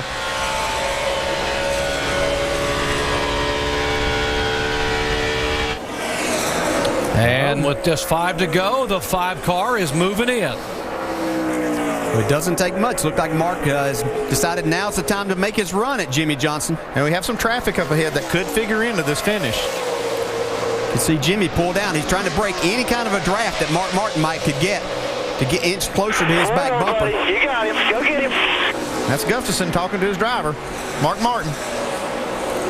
We told you the last 3 years the driver who led with 10 laps to go has not won the race. Jimmy Johnson led with 10 laps to go today. I tell you, folks, if you don't think these guys are driving that, you can see both of the back of those cars wiggle as they came out of turn 1. And this is one of those tracks that's even doubly hard because it takes discipline on these flat racetracks, too, to not make a mistake. And your inclination is to really go after it, and that can hurt you sometimes. In the 15-year history of this Brickyard 400, there has never been a last lap pass for the victory. But that could change. Could change. We got 3 laps to go here when they come by.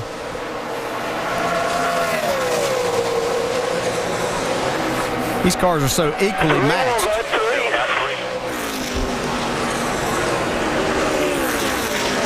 Teammates, so much respect with these two drivers driving for Rick Hendrick. Jimmy Johnson, a 3-time champion. And here's a couple of guys still pushing and shoving on the racetrack. The rookie Logano not taking it from Montoya, and Montoya not taking it from Logano. Well, he does. Montoya does get the spot. There he goes. Look at Mark trying to make a move on Jimmy. Or is that more Jimmy moving out of the way trying to break the draft? I think part of that is, just like Rusty Wallace said, Mark Martin's able to make a really good run out of turn 2, and that gets him a good head of steam down the back straightaway. And that might be where Mark's going to try to make his move as the laps wind down here. He's only got a couple more shots, though. Got a good run off turn 4. Elliott Sadler, the lap car. You see Jimmy drafting off of Elliott. 2 laps to go. They are 5 miles away from the checkered flag. Okay, that's turn 1. We'll see turn 2. That's where Mark Martin's been able to gain a little bit on Jimmy Johnson. Let's see if he can do that on the exit. See him get back to the throttle hard right there. Well, that was a good Here he comes. exit. Nice run right here. Here comes Martin on the outside. Does he have enough oomph? Johnson now able to pull him by still a couple of car lengths. He's going to have one more shot at that place. See if he can get a little closer to him as they get in turn 2. Well, he sure got Jimmy worried looking in that mirror. Yes, he does. Coming out of turn 4 for the white flag this time, and Mark Martin will have one more shot in the south end of the racetrack. Jimmy knows he needs to get all he can get here on this front straightaway. Look at him moving from inside to outside. White flag. Jimmy's doing everything he can to keep him back there, not letting him get too close to the bumper. He doesn't want to get them the opportunity to get him loose. Here's Mark's spot coming up. Got one more run at him.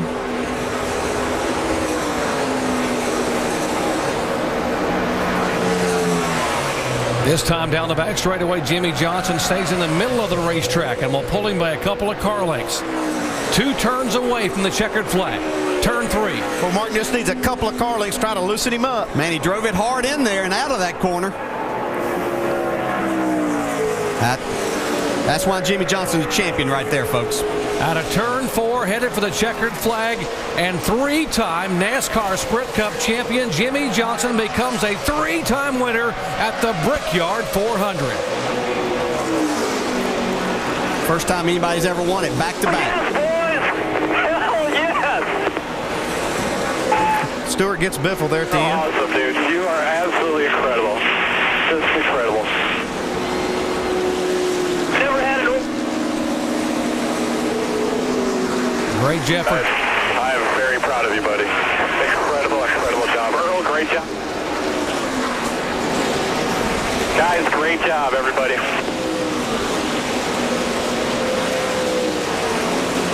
Jimmy Johnson waving to the crowd. Tony Stewart coming up alongside to wave. Congratulations to Jimmy Johnson. Biffle's giving him a little nudge from behind. Yep, good day for Biffle in 4th place. So another 1-2 sweep in a NASCAR race, 2nd race in a row for Hendrick Motorsports. Jimmy Johnson, Mark Martin finishes 2nd. As you mentioned, Tony Stewart getting by Greg Biffle on the last lap to finish 3rd. Biffle 4th, and Brian Vickers 5th. Kevin Harvick was able to hang on to that 6th spot as we see Rick Hendrick climb down. Celebrated his 60th birthday just a week ago, and teammate Jeff Gordon coming by to wave in the window to his teammate Jimmy Johnson in the car, by the way, he co-owns. Yeah, I believe that's 7 victories here for Rick Hendrick, 4 with Gordon and 3 with Jimmy Johnson. It's pretty amazing. We've only run 16.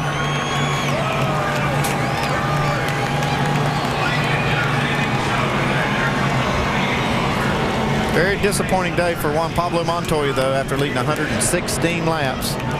The penalty takes him away from a chance to win the Brickyard 400. Yeah, he'll end up in the 11th spot.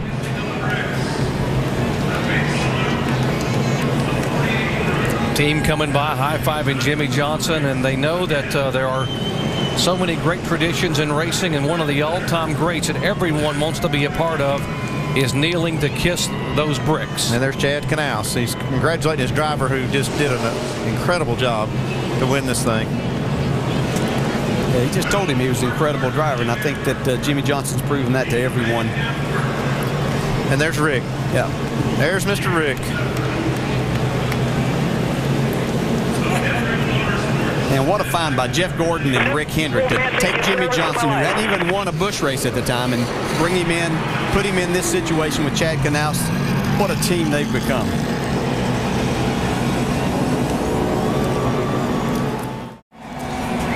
See Jimmy Johnson coming by with a checkered flag. Let's go down and visit with Mark Martin. Vince.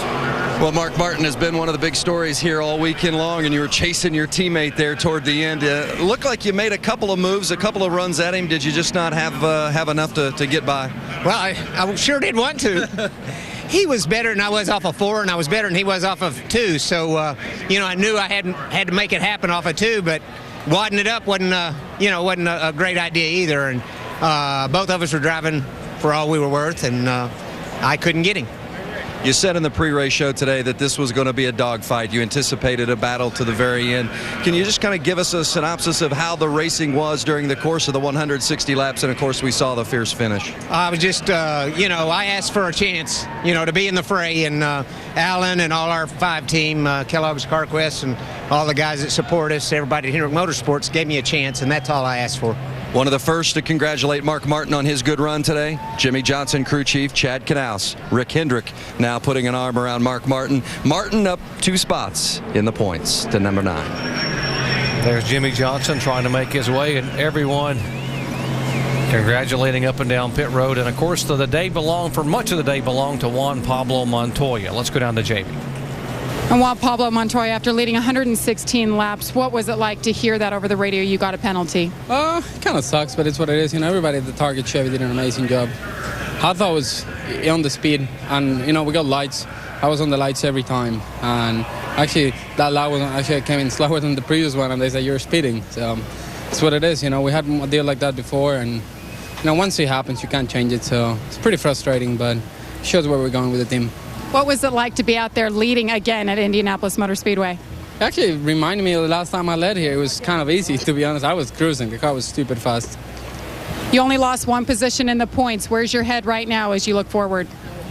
Same thing, just top 10s. Try to get top 10s every week and, ride every week because, things like that can really screw a championship. All right, Juan Pablo, cool head has prevailed, guys. He will be credited with an 11th place finish here today after leading 3 times for 116 laps. Looking down on our Degree V12 victory lane here at the Indianapolis Motor Speedway, and let's go down to Dave Burns.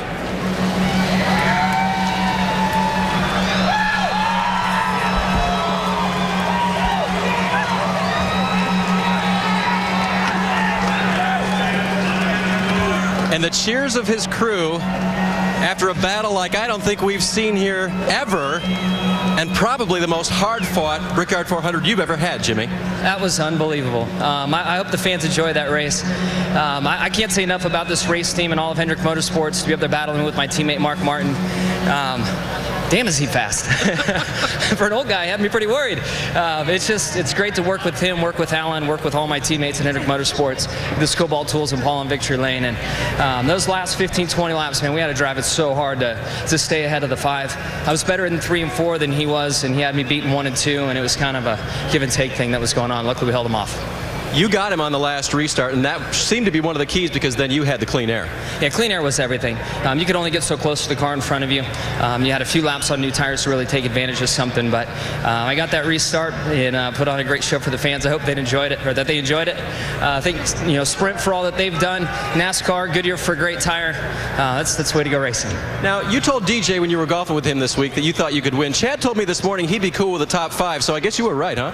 I was speaking before we got on the racetrack. We had some issues through race practice yesterday. We had a decent car, not the best car, and he made some great changes to the race car over the night. And we were one of the few cars that could work through traffic and pass guys, and we passed that last car at the end and got it won.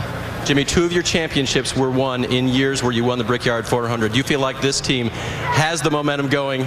I'm looking over there, too. He can come in here next. Come on in here, Mark. Let's hold that question.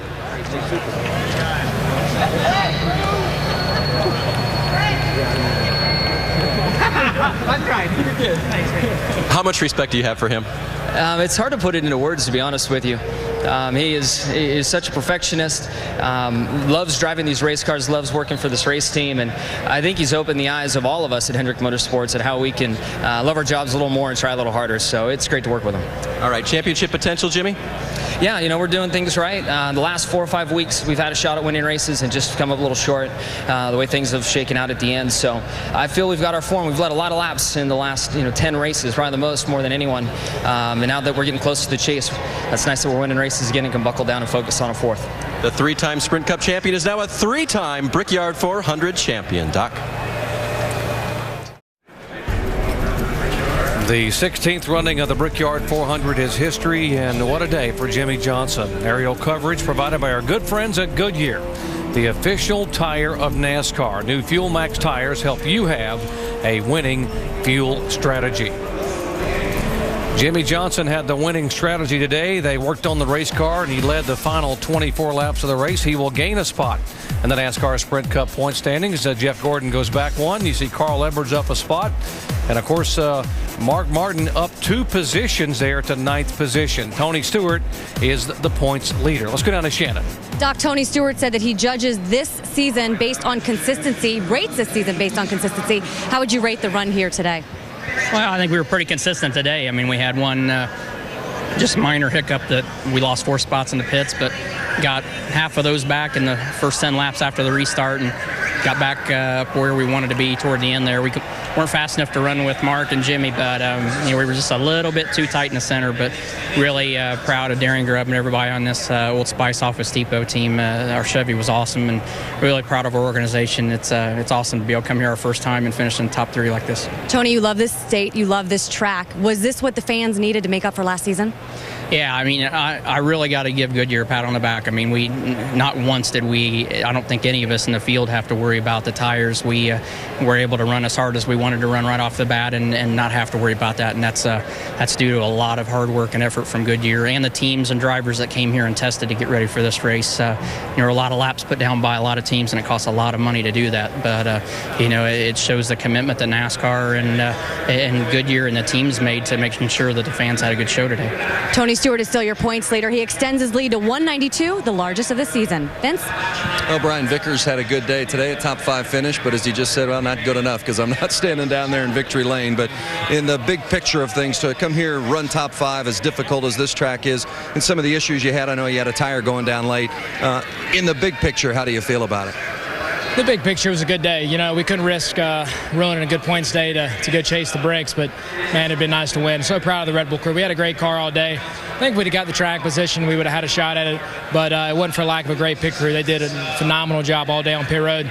There, that last run, we had a left rear going down, and it was pretty low by the end of the run. We were lucky to hang on to 5th, but it is what it is. How difficult is it to race to race, knowing that the contract situation is still out there and in flux? Do you feel like you're racing for an opportunity to continue on in this sport, or are you confident of where your situation is headed? No, not at all, actually. We've agreed to all the terms. That's not the situation at all. They've said they wanted to re-sign me. That's fine. If not, I've explored all my options. There's a lot of options out there, so that's good to know. Makes you feel good for sure, but right now I'm just trying to go get a trophy, to be honest with you. Yeah, Brian Vickers, a good representative of Red Bull, and gave it a good run for Toyota here today, Dave. Hey, Vince, we caught up with Chad Knaus, who engineered yet another victory here today in a car that you told me wasn't your best, but you'd take a win if you could get it there. How did you get that car there? I think that, you just have to look at the hard work by everybody on the Lowe's team. They just did such a fantastic job. We changed an awful lot this morning and, relied on our teammates an awful lot with the 24 car and the 5 car with Alan Custis and those guys, and looking at what the 88 did. And, pit crew had great pit stops, and we were able to pass cars today, and there weren't a lot of people on the racetrack that could actually pass. So that was a nice, reassuring feeling once we started the race, and we could see him start to march his way up there. So we knew if we could get out front towards the end that we would have something for him. How satisfying is it to you knowing you and Alan basically shared everything, and then your guys fought it out at the end? I mean, that's the way that we love it. The 24 car and us a couple years ago, I think we won over half the races in the series. And when you're able to do that intercompany, that's really fun. It shows the fruits of the labors of us trying to work together and us trying to make everybody work together and sit down. And it's demanding. It's demanding to have all the crew chiefs and the drivers get on calls and get in meetings and do things like that. But I think when you see performances like this, that's what shows the fruit. The success of Hendrick Motorsports, guys. The 5th 1-2 finish for Hendrick Motorsports here in 2009. And they have loaded that car as full as they can get it to take a victory celebration ride. This is the 11th win here, by the way, for Chevrolet, 7th in a row, and the 7th win at Indianapolis for Hendrick Motorsports. There are 6 races remain until we start the chase for the NASCAR Sprint Cup. If you'd like a ticket to the chase, we'll be at Pocono next week, Watkins Glen, Michigan. Oh, how about Bristol, Thunder Valley on a Saturday night in August. www.nascar.com/tickets. They are available, and that's where we're going to be as we head to the chase to see who will become the 2009 NASCAR Sprint Cup champion. What we do know is the 2008 champion has won another time at the Brickyard 400. There is the Brickyard 400 winning team. Chad Canal sitting there, Jimmy Johnson in the middle, and of course all the guys waving to the crowd here. Well, let's go down and visit with Joey Logano, who had a great run. Shannon. Doc, after starting in the back of the field because of an engine change, Joey Logano comes away with the 12th place finish. But we were just talking about it, and you're not 100% satisfied. Why not? I think we had a better car than where we finised, but that'll happen when you start in the back at a place that's so hard to pass. So we do everything we can do with the Home Depot Toyota. We just it seemed like we're really good on the restarts, and then as the laps kept going, even if you were a little bit faster, by the time you got there, your car would get tight, and then you burn the right front off, and then everyone's the same. So cautions would have been perfect for us to maybe do some strategy, or even the restarts. Like I said, we were really good at that. So, we still come out 12th place finish. It's a decent finish for where we started, and we'll head to the next racetrack. Joey, most rookies don't get the opportunity to run with all of the leaders in the top 10, top 12, battle with Montoya, a 2,500 winner. What was that like for you? What did you learn today here? It's fun. I tell you, it's really cool racing with Juan and stuff. We were running out there. We were running hard, so that was fun, But just being around this racetrack and getting around it, and saying, I got a good race car, and if I was up there, maybe I would have a shot at this thing. That's pretty neat. I just think clean air would have been big, but we'll go to the next one. You know what I mean? It's just a little tough when you're starting it back. Joey Logano holding down the fort for the Joe Gibbs Racing Camp. 12th place finish today. Jamie? Another Hendrick member, Jeff Gordon, started 22nd. He ended up 9th. So, Jeff, your overall impressions of how the car raced today with this new tire? The tire was pretty good. It would take off with a lot of grip, and then the grip would go away. So that's kind of what you search for.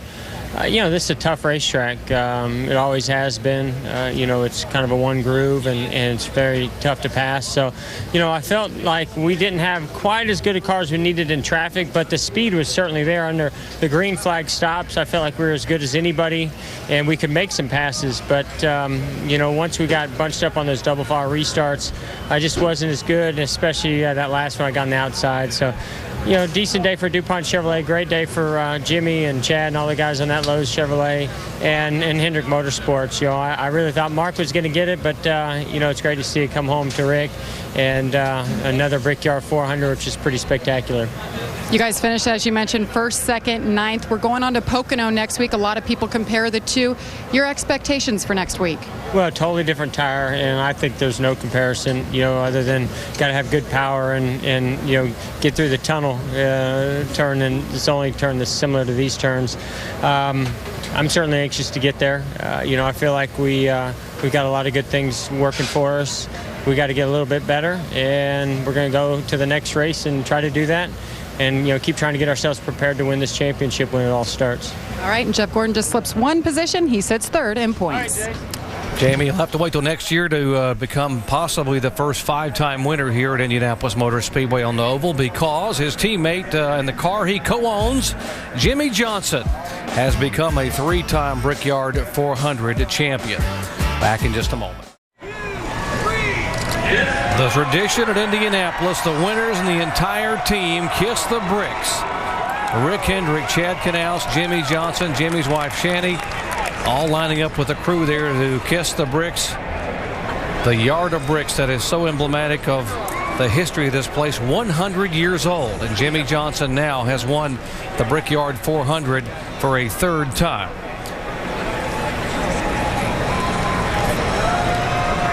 Johnson becomes the first driver in this race's 16-year history to win it in back-to-back seasons. Let's go down where Vince is caught up with the 4th place finisher. Greg Biffle with a solid top 5 today, finishing 4th here at the Indianapolis Motor Speedway. It's a good run. How would you assess it? Was it as good as it seemed at the finish? It was.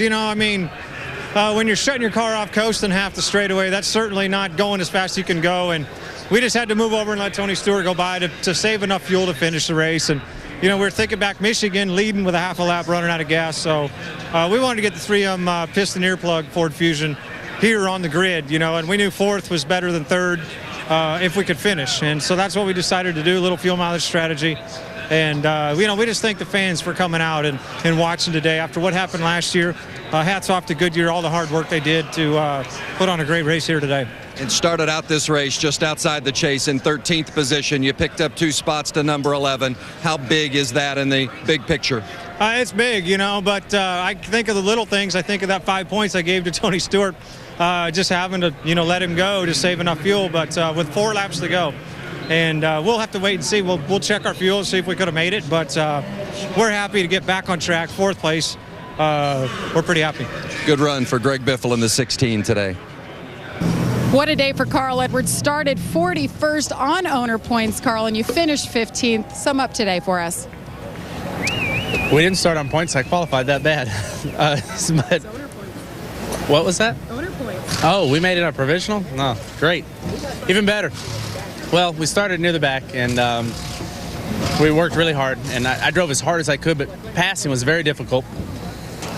I never thought I'd welcome those double file restarts here like I did. I couldn't wait for the restarts. That was when I could make up a little ground. But, you know, my Aflac Fusion was decent. I think if we were up front in clean air, I could have run really well. But as it was, we needed another 400 miles to make it up there to race with those guys. But, you know, definitely a solid day, you know, points-wise for us. A lot of people measure how they run at Indianapolis for next week in Pocono. Where do you guys stand for next week? Yeah, that's a great point. Pocono has a lot of similarities to Indianapolis, but we ran so well there, you know, the previous race, and it's a little more simple to pass at Pocono. So I'm excited. We couldn't be going to a better racetrack. I felt like we were the fastest car last time, and hopefully it'll be that way again. Tough weekend turns out decent for Carl Edwards. Nice comeback for Carl today to get a top 20 finish. Guys, your final thoughts on what we saw here at Indianapolis Motor Speedway? I'm just so disappointed, you know, for Juan Pablo Montoya. He had such a great car, and those guys really felt like they could reach out and touch this one. But what a great job Jimmy Johnson did to beat his teammate Mark Martin. Yeah, it would have been great to see 50-year-old Mark Martin go to victory lane here too. But Jimmy Johnson and Chad Canal show why they are the 3-time reigning champions of this sport. They make adjustments. They're the best on pit road and making adjustments and getting their car right whenever it counts, and that's at the end. And that man right there, Jimmy Johnson, is the best driver out here. He gets it done whenever it counts. And could Jimmy Johnson become the first driver in history to win 4 NASCAR Sprint Cup titles in a row? It's going to be a very interesting chase here down the wire in 2009.